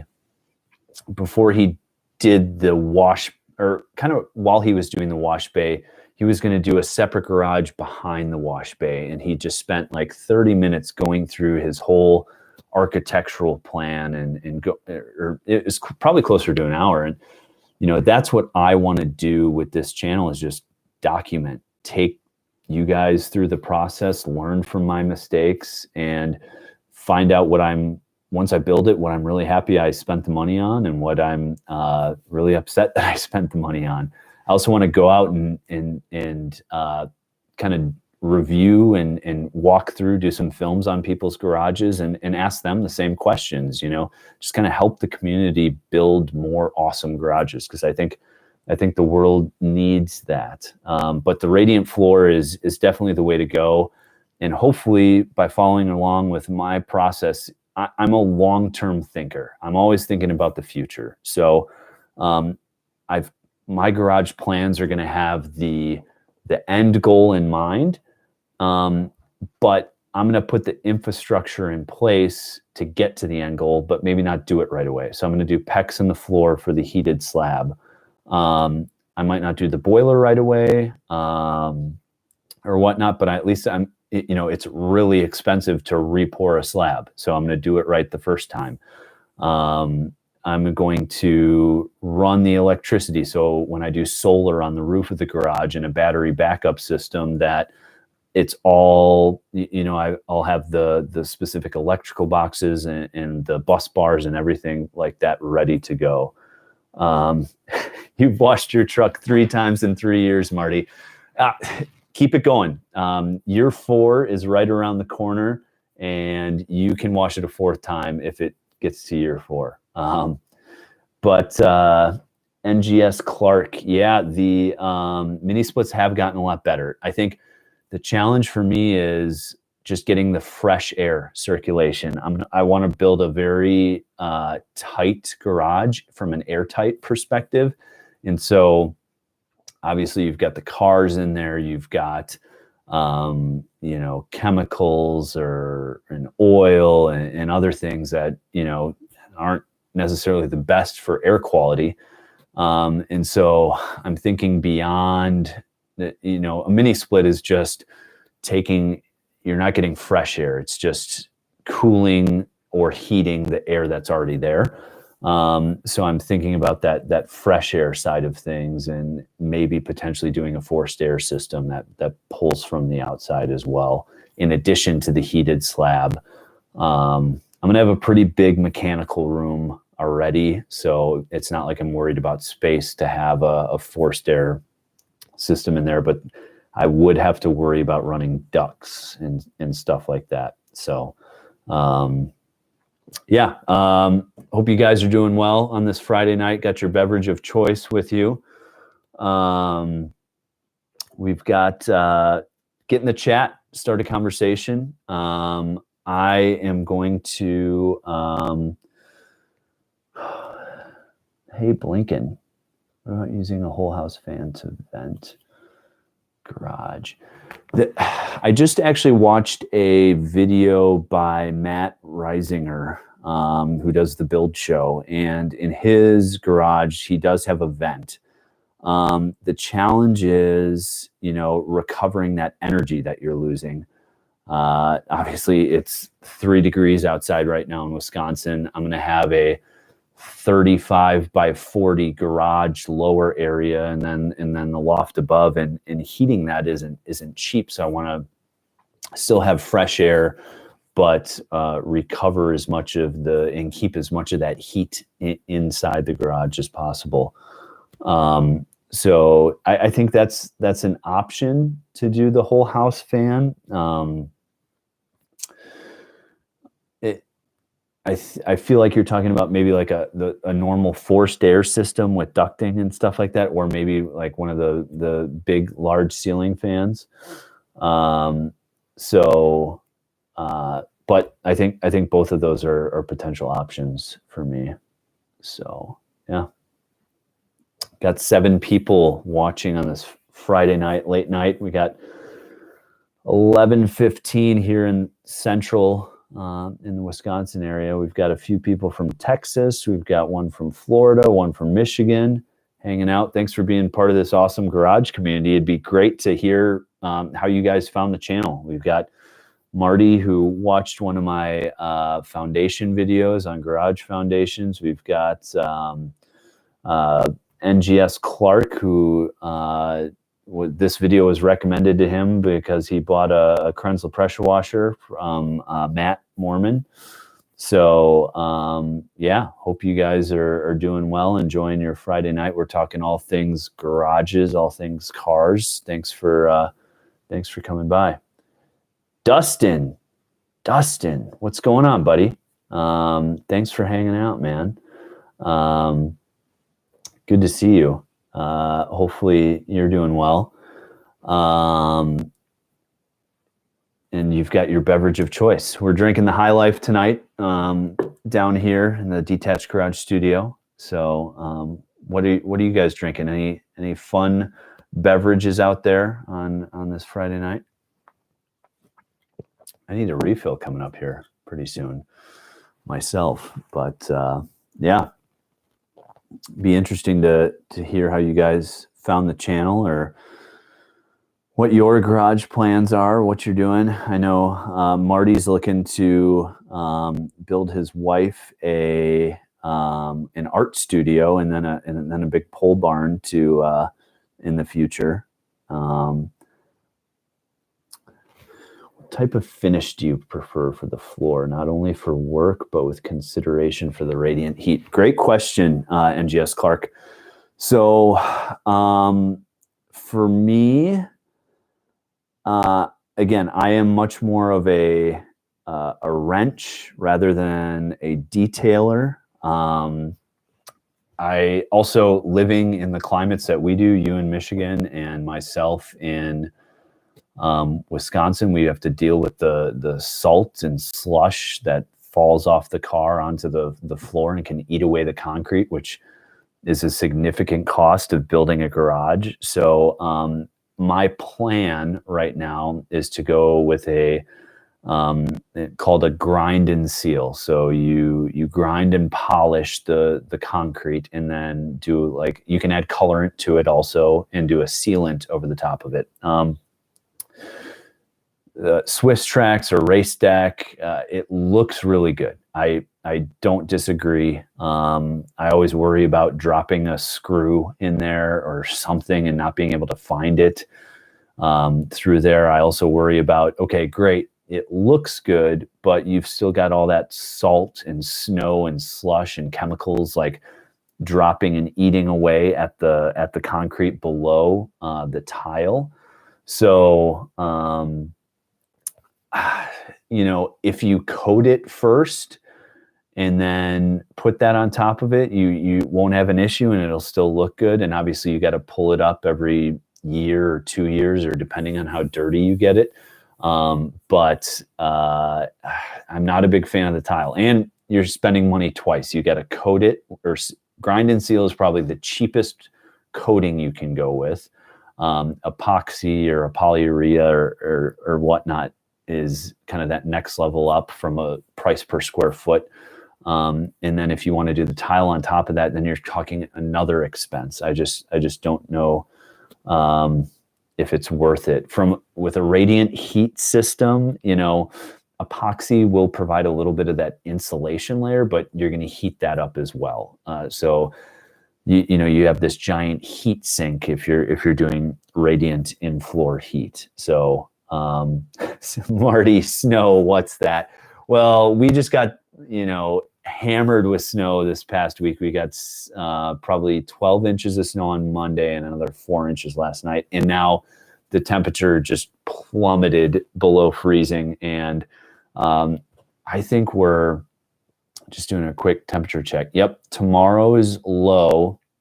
So it's currently 3 degrees, and tomorrow's low is -8. Then Sunday's low is -2, -2, -8, 1, -6.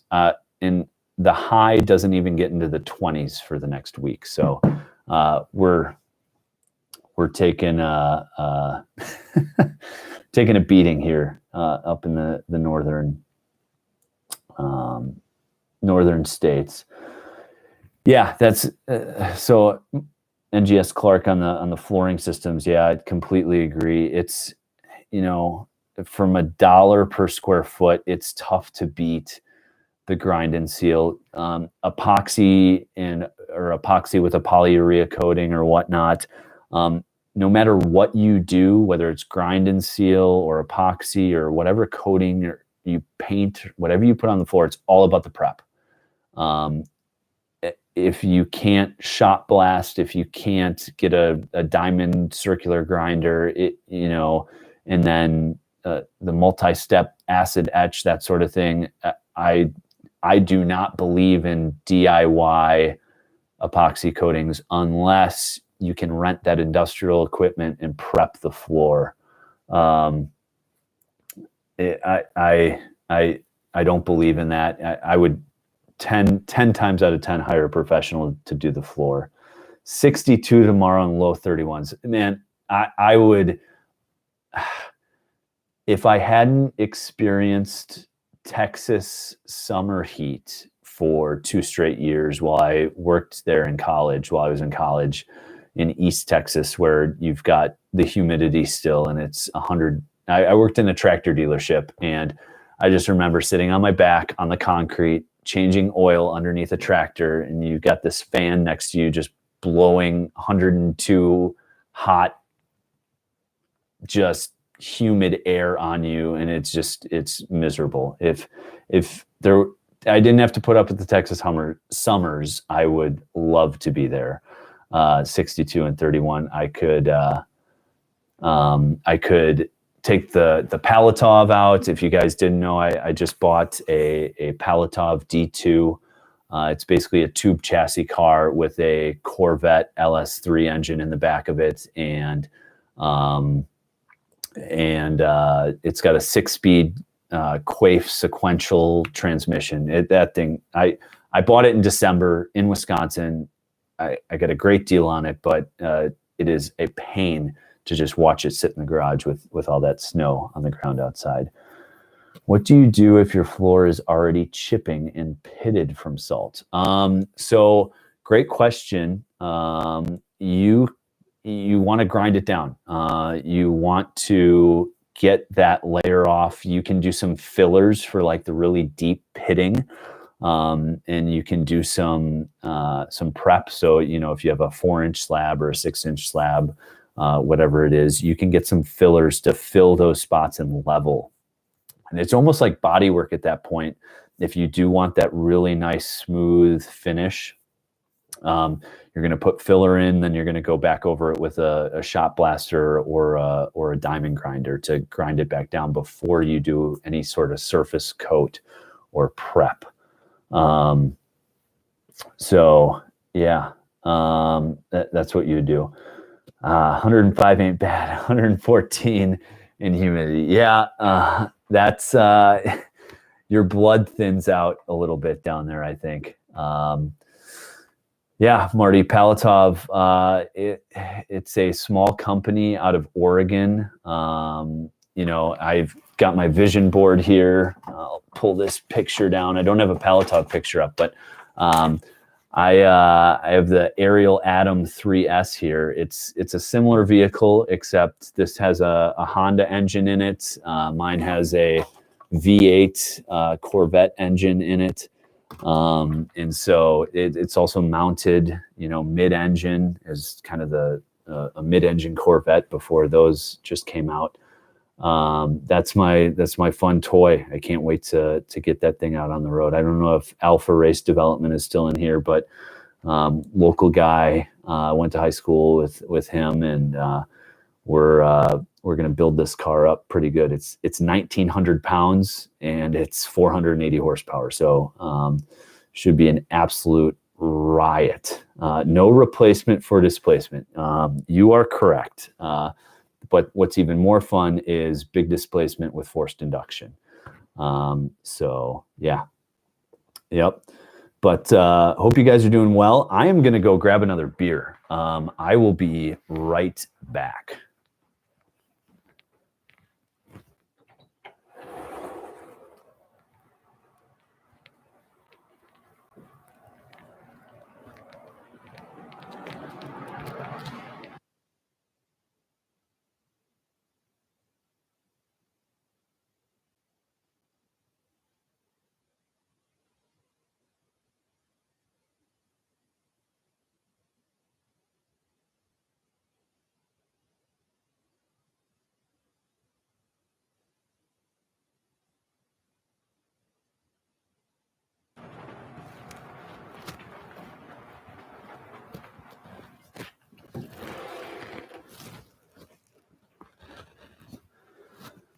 Oh, beer is back.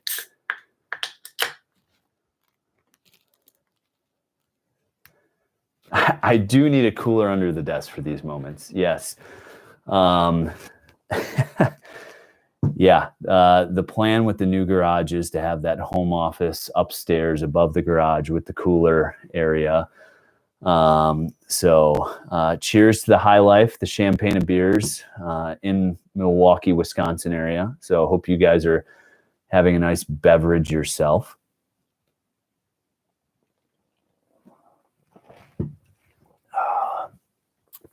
Bud Weiss. Marty, you are in Bud territory down there in Texas. Up here is Miller country, obviously, being in the Milwaukee area. So hope you other guys are enjoying and having a brew as well.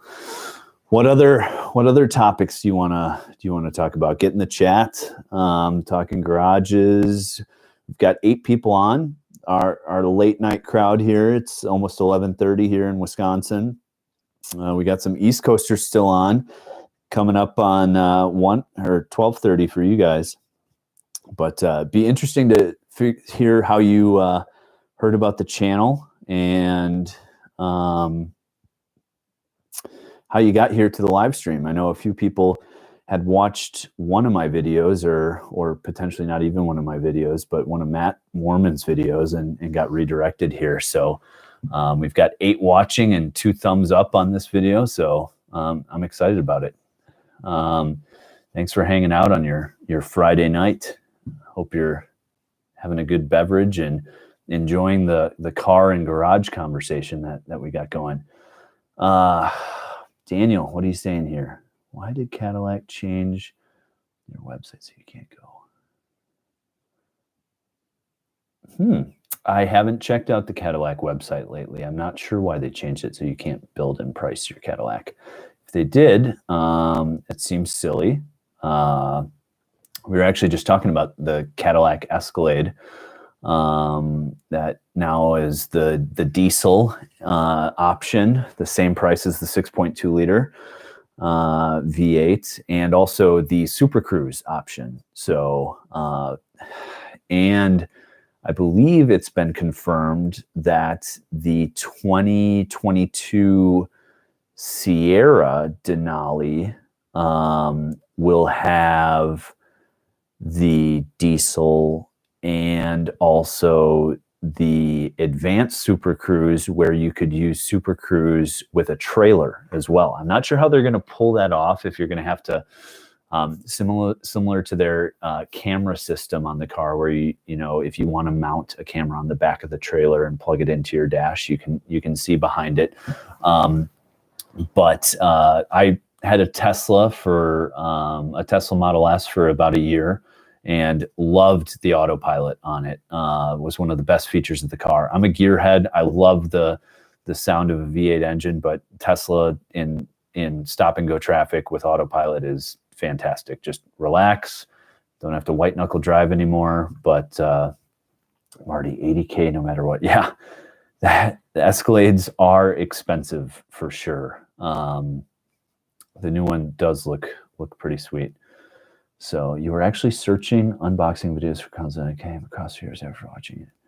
I noticed you were live and you're here. Nice, finding me the same night. So if you haven't subscribed yet, please subscribe. If you're interested, if you're getting value, you know, you can follow along with my crazy garage build. We're in the design phase of my garage build right now. If you go, just follow along. I've got a full playlist of everything leading up to this point for my garage build. I've gone through an absolute saga of trying to buy a portion of our neighbor's land, 3,600 square feet of land. It's very small, in order to move that lot line back to get the proper setbacks to build the garage where I want to build the garage. So it was almost a 3-year process to get the land sale to go through. It was just a bureaucratic nightmare of red tape and everything. So if you want to watch that, there's a number of videos, update videos on, you know, where I wanted to put the garage and purchasing the land from the neighbor. So, but very cool, NGS Clark, that you found me from an unboxing video. I appreciate it. You know, some people have messaged me saying, are you trying to compete with Matt Mormon? No, absolutely not. I am, if you purchased your Krensla and you click the link in my video, I'm an affiliate for Obsessed Garage. So I would get a kickback for that. But definitely not trying to compete with Matt. He actually inspired me to start this channel and document my process and you know, my garage build, which is going to be very much different than, because we all use our garage for different things. Some people want a garage so they can put a just awesome gym in their garage and in a workout facility, and because it's a separate space, separate from the house, and that they can do. And that's great. You know, use your garage for how you want to use it, which is one of the reasons why I started this channel, was to, you know, help you guys figure out what your goals are for your garage, so you build it the right way to meet your goals, and not just go online and buy some stupid run-of-the-mill plans that you're not going to get what you want, and you're just going to waste a bunch of money and have to pay an architect to redo the plans anyways. So that's one of the big reasons why I started this channel. What do we got? They putting a 6.6 Duramax in them, or it's actually, Marty, it's actually an inline 6-cylinder, 3-liter inline 6-cylinder in the Duramax and the Sierra. So it's I believe it's the LBM motor is the code they gave the diesel for the 3-liter Duramax. So pretty interesting motor. Kind of has some trick coolant diversion on it to heat up certain areas of the engine and try and get it up to operating temperature faster, and taking heat and moving it around. Funny thing is, though, people are seeing their temperature gauge move more because of it. And so, you know, it's getting up to the 3/4 mark and then going back down when they go up a slight grade. So interesting little, you know, you start to see your temperature gauge creep up for, you know, us old school people, and you start to get worried, like, oh great, am I going to overheat? And then it comes back down. So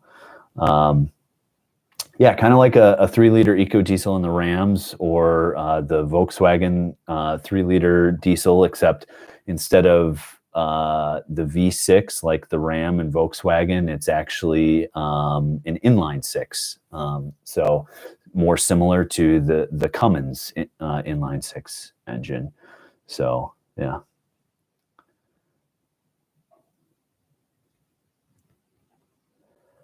NGS Clark, thanks. Looking forward to sharing the progress with you. We're in the design phase right now. Obviously, the ground is frozen in Michigan. Have a good night, NGS Clark. Thanks for hanging out for a little while. But thanks for watching and subscribing, and hope to see you on another live chat or in the comments on some of the other upcoming videos. So thanks for hanging out. But yeah, the progress, the garage, the channel, it's all about sharing my story so you guys can help learn from my mistakes or help guide me. I'm not a builder. I've never built my own house or built a garage before. I'm just trying to figure out the process, document it as you go, so you can try and not run into the same roadblocks that I've run into along the way. And gosh, the land sale and the setbacks, to get the proper setbacks so you didn't have to get a variance for the garage I want to build has been challenging in a trial, but it's going to be worth it. It's going to be very cool. I'm extremely excited about it. So hopefully we can get through this design phase. We've got the kind of general structure done for the garage. It's going to be 35 by 40 with also an additional probably 12 or 15 overhang over the side for like a little hangout area with a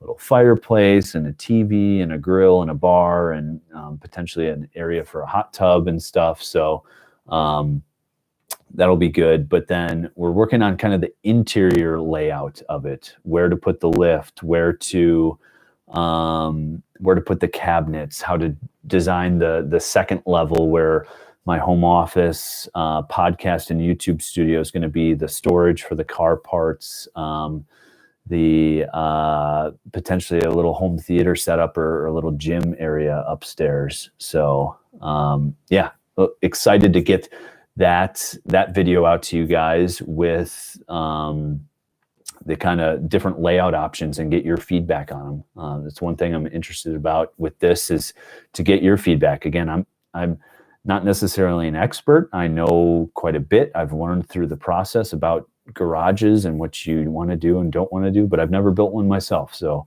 some of you who already have built them can certainly help guide me in the right direction. Marty, what are you saying here? A guy with a 3.0 crank sensor code needs a new crankshaft. Parts don't exist yet. Yikes. Yeah. There are a lot of supply chain issues right now all over the automotive industry. They shut down the Corvette assembly line for the third time already for lack of supply issues. It's been crazy. My full-time job is currently for a 3D printing, rapid prototyping, and low volume production company. And we're getting a lot of calls to help ramp up production quickly to help fill supply chain voids and whatnot. And it's been very interesting with everything going on in the world right now. But still 7 people watching. Get in the chat. Let me know what you want to talk about. We'll keep going as long as you guys want to keep going here.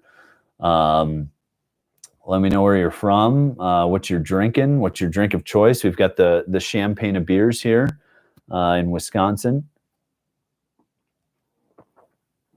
Talking garages, been a lot of diesel talk. On here. We talked about my selling my Tesla and my new Audi Q7 diesel.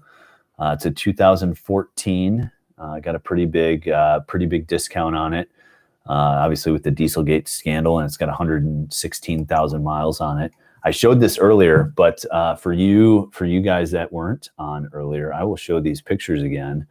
of the absolute mess that the EGR, exhaust gas recirculation system, has made in my Audi charge pipes. So you guys can see that. That is the buildup from the EGR in the charge pipes of my Audi. So I'm currently not driving it. We're cleaning that out right now. But man, look at all that buildup in there.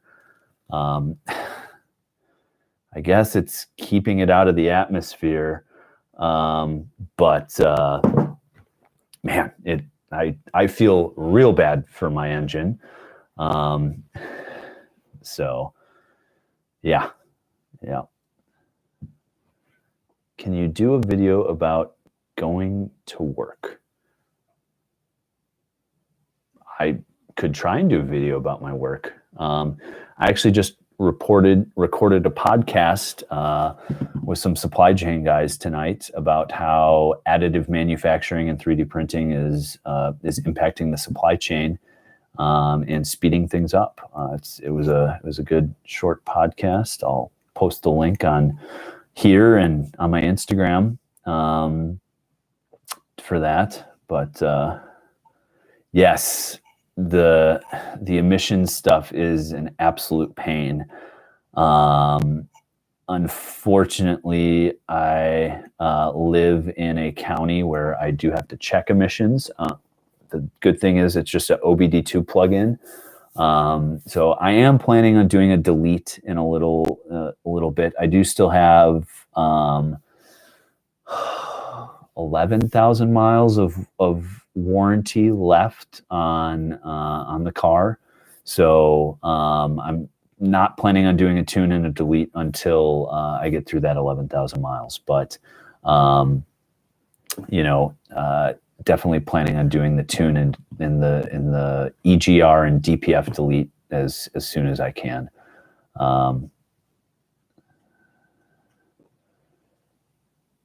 Yeah, it's not legal anywhere, but I mean, gosh, you put too wide of tires on your car and they're not legal, or you lower it too much. I know, be careful. I will. I'm not really too concerned about it, but it is what it is. It's federal emissions. I get it. It's just looking at those pictures, I just feel bad for the engine. All of that junk and all of that crap just in the charge pipe going into the engine. It terrible. And so and obviously that stuff is going out the tailpipe, and I get it. But really, I don't know if we have troopers around here that would do that and give you a ticket, but I'm excited about it. It should tow the Palatov pretty well. The car's 1,900 pounds, and probably, I think my trailer is going to weigh, I don't have a trailer yet, but when I get a trailer, it'll weigh more than the car itself. And so the Q7 with the diesel can pull up to 6,800 pounds. So I'll be kind of right pushing that limit, but at the same time, I'm not going to be towing every day. It's not. It's my daily driver that gets 30 miles per gallon on the highway, and then when I want to go to a race or an event, I can tow it and be close to the towing limit on it, but I'll be just fine. So excited to get out of this freeze and get into spring and get to the track with the Palatov. So nation's going to get tighter and tighter and tighter, I guess.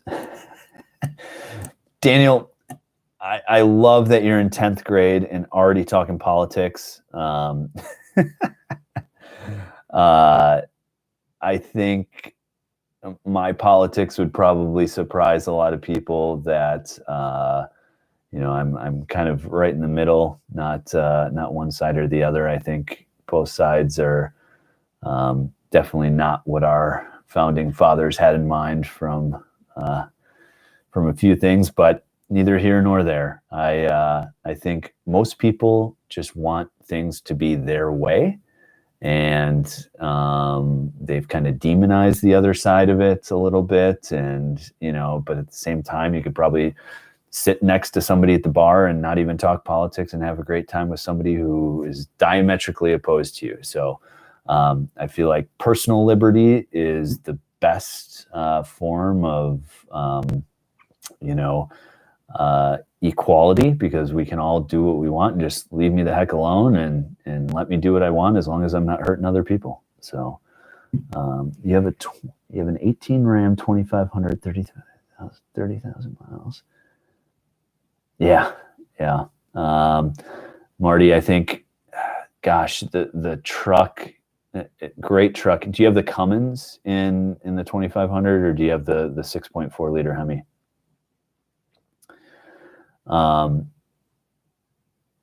Yeah.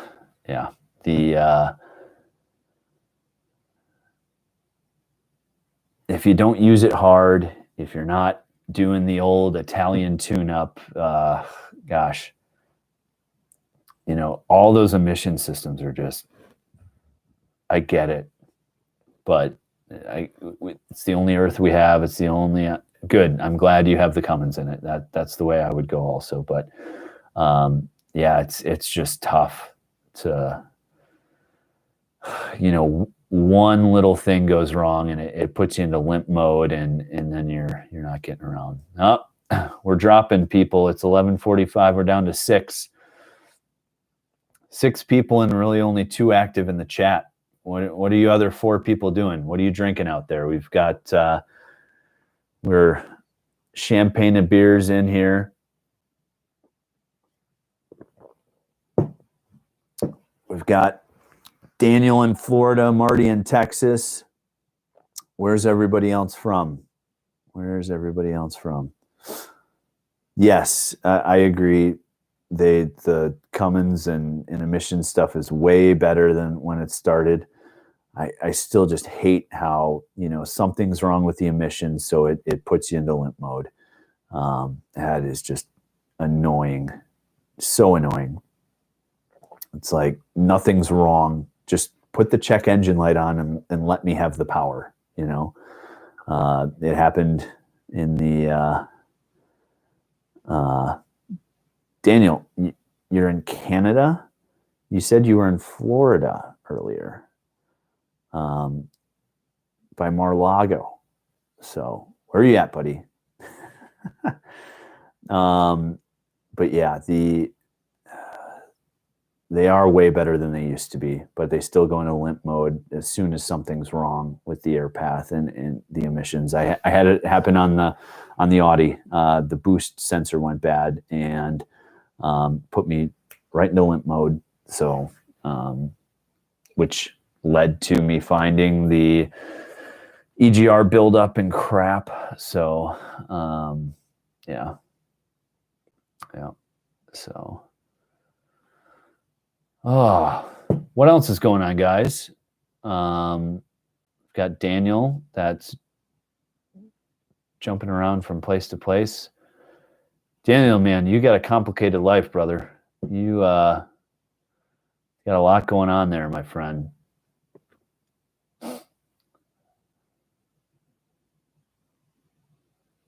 Yeah. New emission stuff I mean, gosh, that's half the issues, and that stuff's not cheap either. That stuff is not cheap.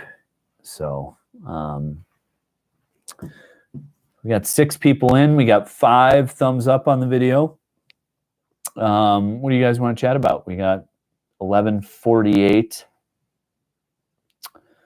Wisconsin time here.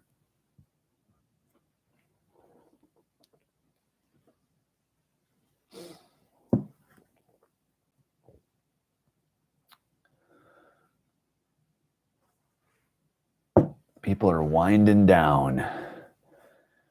not very talkative, or they just fell asleep at their computer or their phone or left it up when they went to bed. Timeline on my garage build. So, I feel like we're close on the plans. We got to get the floor plan options laid out. I'll do a video on that and get your guys' comments and feedback on that, of how I should lay out the floor plan, how I should lay out the upstairs as well. Then we can kind of get to the next level of the architectural drawings. And then from there, we will move into going for approval to the county and the town to get the building permits. Well, I think before that, we'll probably, well, I'm not sure. We'll either go to approval and then send out the plans for bid, or we'll send out the plans for some rough bids to get some ideas of, because gosh, lumber prices are just out of control right now, out of control. Yeah, I don't know if anybody's trying to build something right now, but man, it is not the time. And I hope they come down once we get a little further out of the COVID supply chain issues. But they are just sky high for all lumber products right now. So get a quote, figure out, make sure we have enough money to build the garage that we've been saving for, and then hopefully try and go get approval. I think I don't think I'm going to need a variance or anything like that for what I'm trying to do now. But we'll see if I need a variance or something like that. But it should get fairly quick approval if I don't need a variance. And then it's hopefully break ground in the spring, or in break ground in the spring or in the summer, once we get things lined up for the build. And again, I'm going to try and general contract the whole thing. So I'll take you guys along for the ride for that, of, tips and tricks on what I'm finding when I go put things out for bid, what I'm finding with the approvals and everything like that with the building permits. And I've got some people that are close friends or acquaintances that are going to help me out and give me guidance along the way, so I'm not completely lost.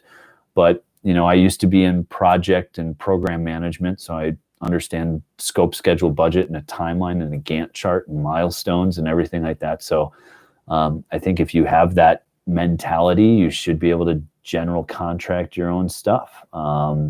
So yeah. No county approvals or anything here. I can build whatever I want and no one can do anything. That is awesome, Marty. Yeah. The building materials are just going crazy right now. I think a 2x4 used to be like $3.50, and now it's like $12. It's just crazy. Build it myself. Oh, I wish. I'm mechanically inclined. I can wrench on a car. I was talking to my wife about this the other day. It's weird. I could tear into an engine, not knowing anything that I'm doing, and just kind of figuring out as I go with my mechanical aptitude. But then there's something about a house that, in nailing and cutting lumber and trying to build this structure around you. I don't know. It just, my tolerance level for exploring things I don't understand there is different. So jack of all trades, master of none. Yep. Yeah, I follow that mantra as well, Marty. So yeah, but I'm going to try and do some of it myself. So building in phases is important to me. And that's the only way I'm going to get this garage built, because I don't have all the money in the world. I think we all want to build our own crazy garage someday, but I think building in phases is something that everybody can kind of relate to. So I want to get the foundation, the structure, the slab, the infrastructure built and done before the snow flies in 2021, this coming winter. And so then during the winter, then I want to try to do as much of the electrical routing myself as possible, trying to work with a plumber and put in some sweat equity and do as much of the plumbing as I can. And then, do the insulation. I probably won't do drywall myself.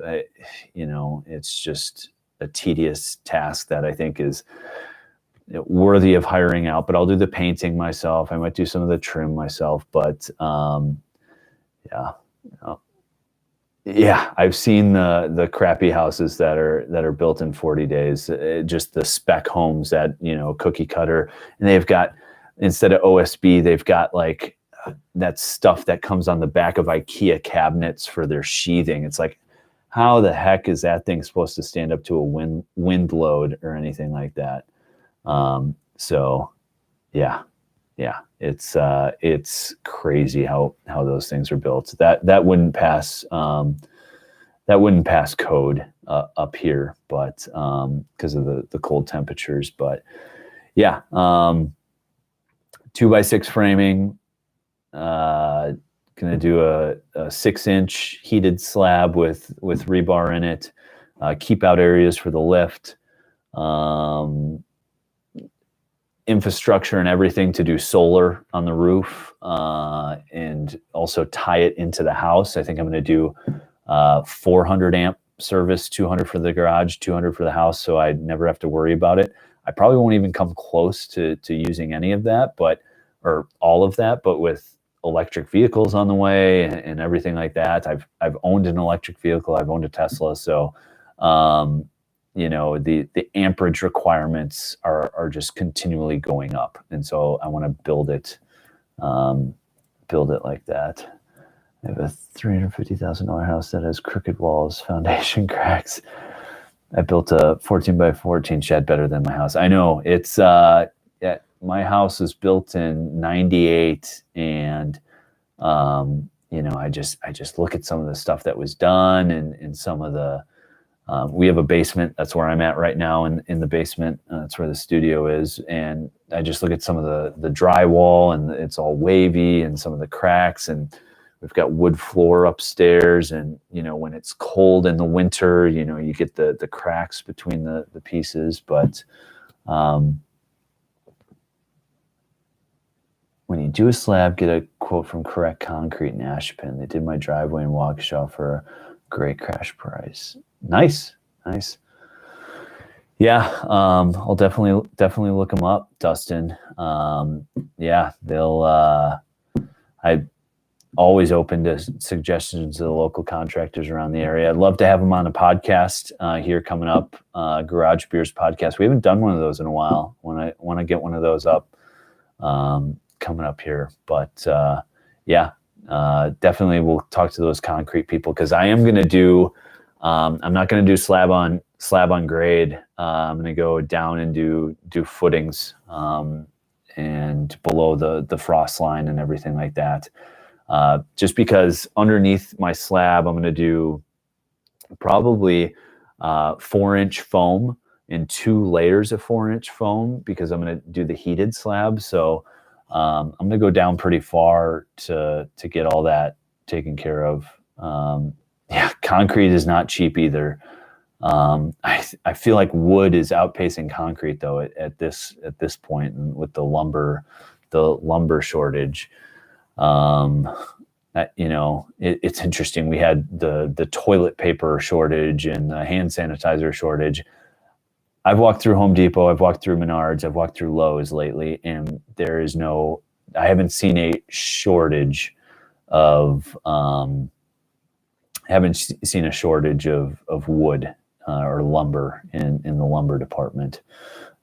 So it's interesting that there's a shortage. So 5 people still holding strong on this late Friday night. Hope you got a good drink. Post the drink. What are you guys drinking in the comments?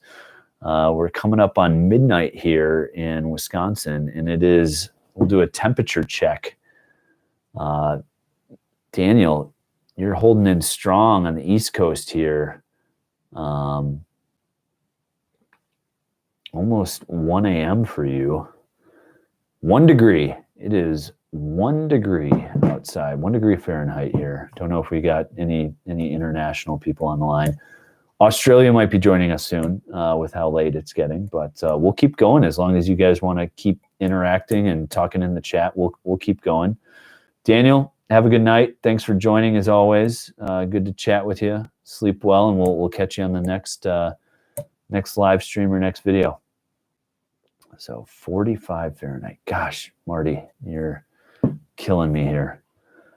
Killing me.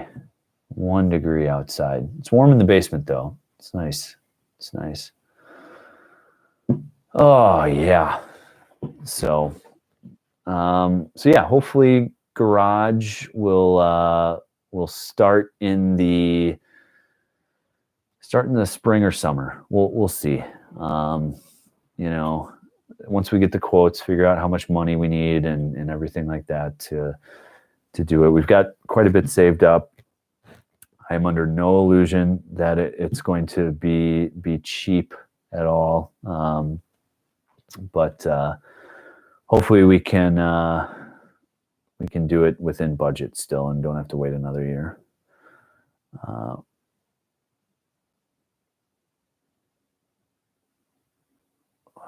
Why, Daniel, what are you saying here? Quick question. Why did you get rid of your live stream? Can I keep this one up for tomorrow? I don't know what your question means, Daniel. I'll be honest. I didn't get rid of the live stream because I'm talking to you right now. And yeah, but I don't know if I'll do one tomorrow, if that's your question. Got a lot going on. Here's a topic. Super Bowl. My Packers are out. They laid an egg again against Tom Brady.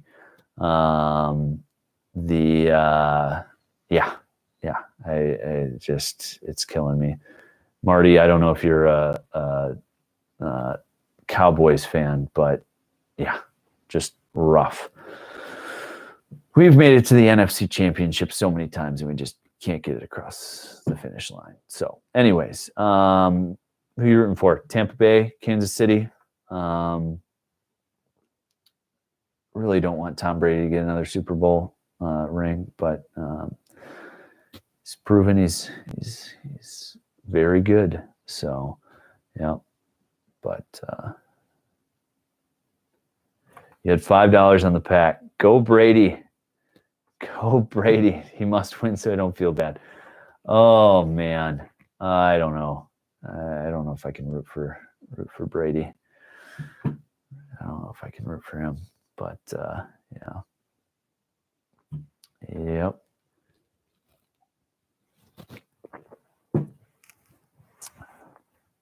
What else is going on in the world? We've got 5 people on. We've got Dustin and Marty in the chat. Daniel might have left us. That's right. A few other people's left us, but we got 3 others hanging out, being silent, just taking in the content, or just went to bed already and left the live stream on. Could be one or the other. But yeah.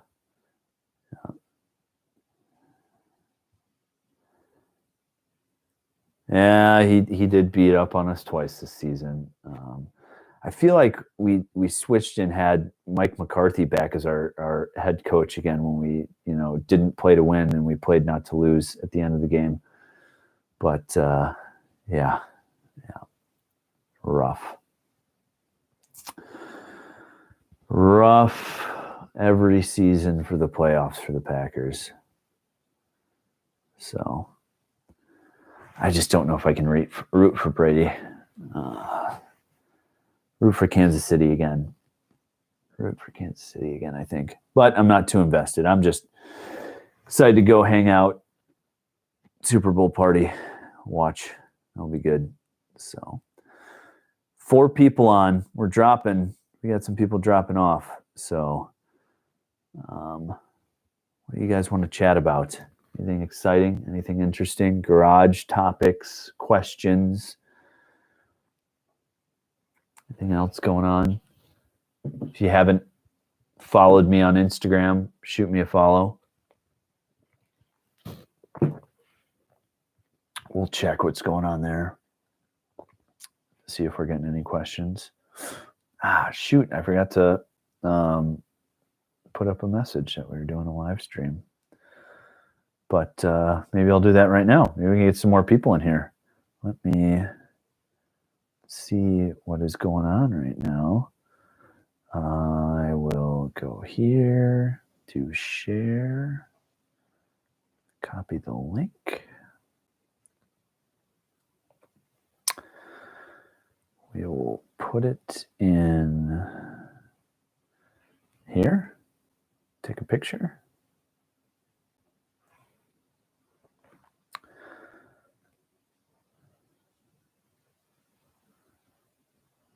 We will add the link.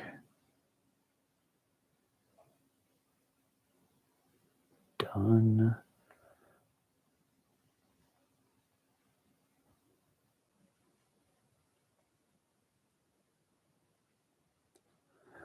We will add a swipe up sticker.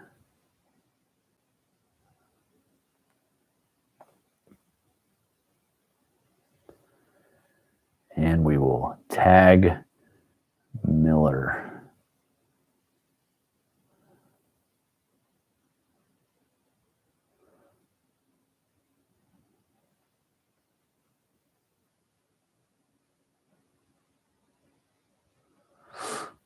Oh, maybe not.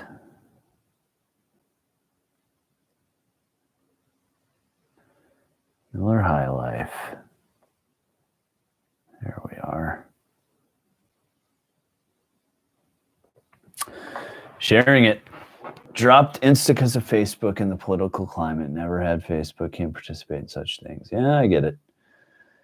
I get it. Understand. Dustin, good to have you. Work at 7 a.m. Good luck. Get a good 7 hours. Enjoy the cold. See you later, brother.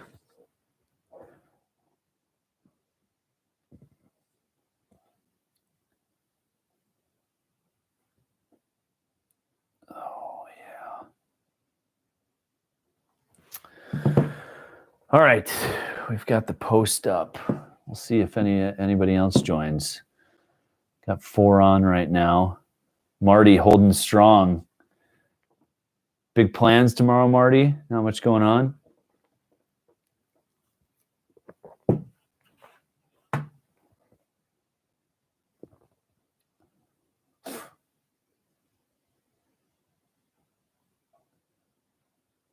Still got 4 people hanging out.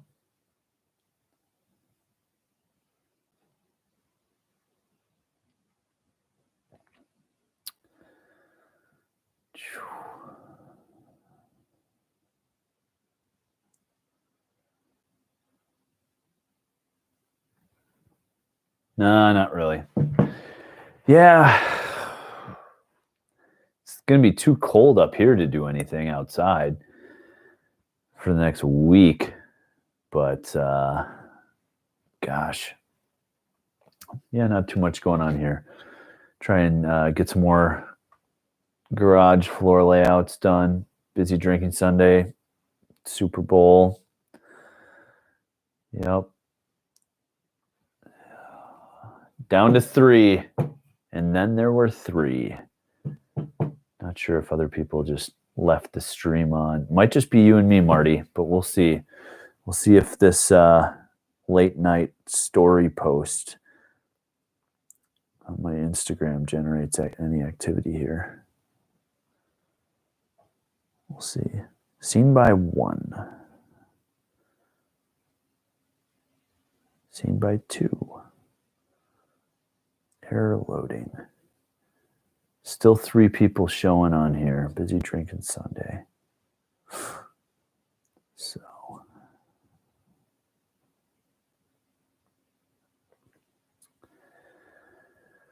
Three people hanging out.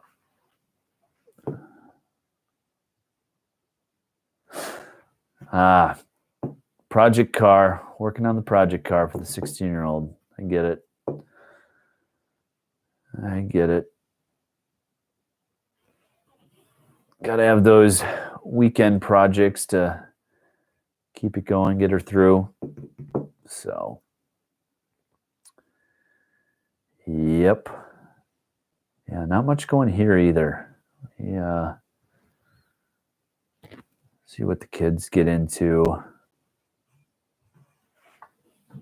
It's definitely too cold to go outside right now, so we will see.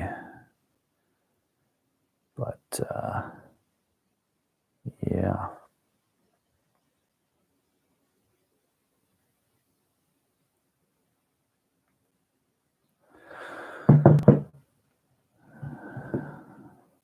Anybody else on? Don't let Marty do all the work here. Somebody else get into the chat. Let's keep her going here. Unless we should shut her down. It's only midnight. Only midnight.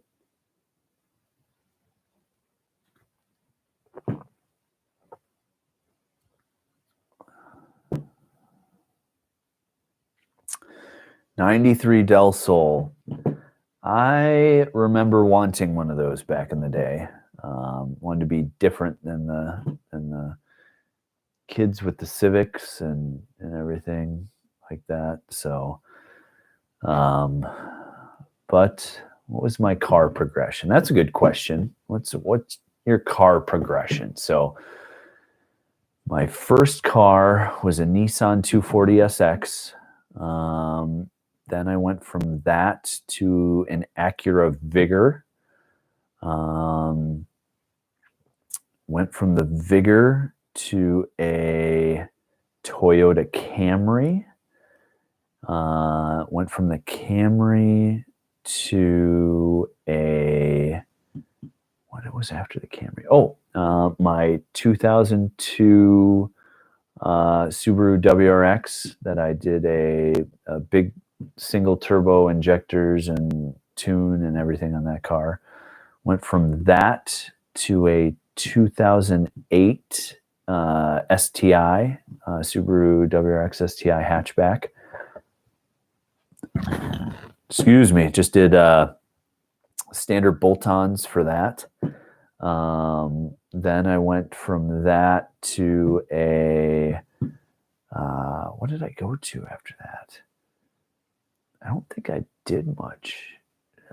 That's when I went to the 2006 GMC 2500 Duramax. I had a truck for a little while. I didn't need a truck at all. I had nothing to pull, but I just wanted a truck. Didn't have a job that needed a truck either. Sold that to put a down payment on the house, and then drove a 2001 Subaru Impreza for a little while while we were getting out of debt, everything except the house. And then I bought a 2012 Audi A6. And then from the A6, I went to the Tesla Model S. And now from the Tesla Model S, I went to the Audi Q7. And then I've got the Palatov as the fun car, and the wife has the Pacifica Hybrid. So it's my car progression there. Bring back the history, bring back the nostalgia. So, Marty, you said you love those cars. I think I saw that pop up when I said Acura Vigor. Don't know if that's what you were talking about.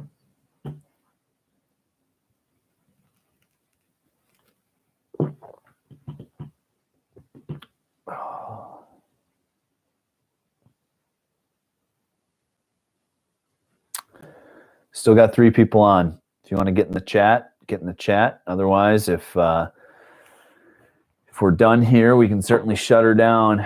It's almost 12:15 here.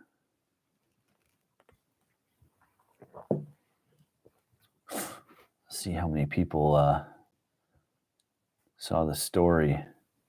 Seen by 2. Seen by 17. We will try opening Instagram back up and checking on that again.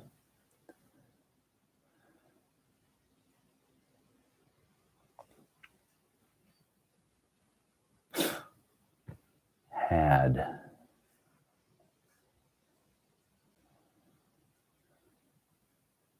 Seen by 18. Error loading.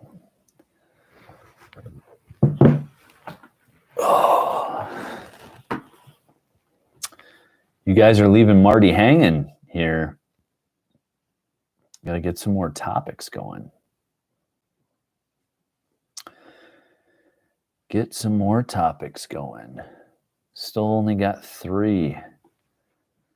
Still only got 3.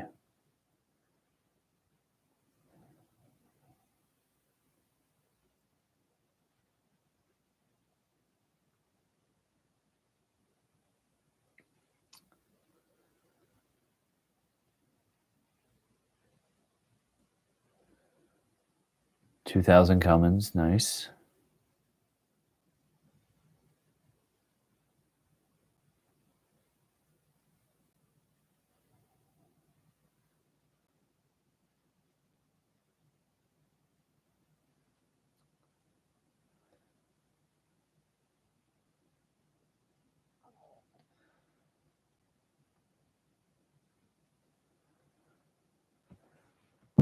All right, looks like it's winding down.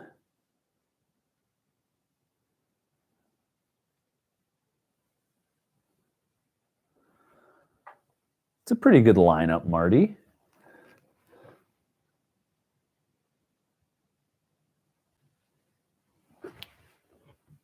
Neighbor down the street had a Kia Sorento that just had so many problems. So many problems.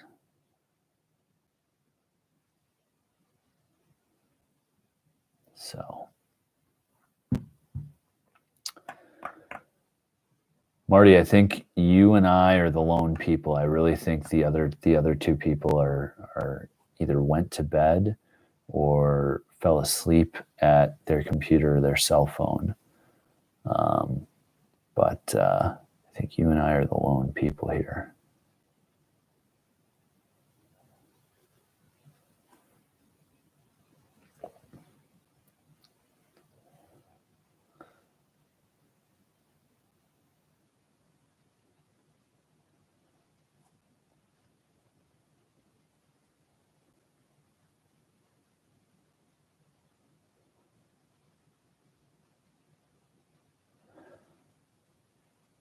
I drove junk forever as well, man. And finally we got out of debt and I was able to afford some non-junk. But yeah, good talking to you as well. Thanks for jumping on. Good to chat with you. Feel free to subscribe and hang out. We'll do another one of these soon. But yeah. Have a great night. Hope to catch you on another video. See you in the comments. All right. Take it easy. See you, Marty.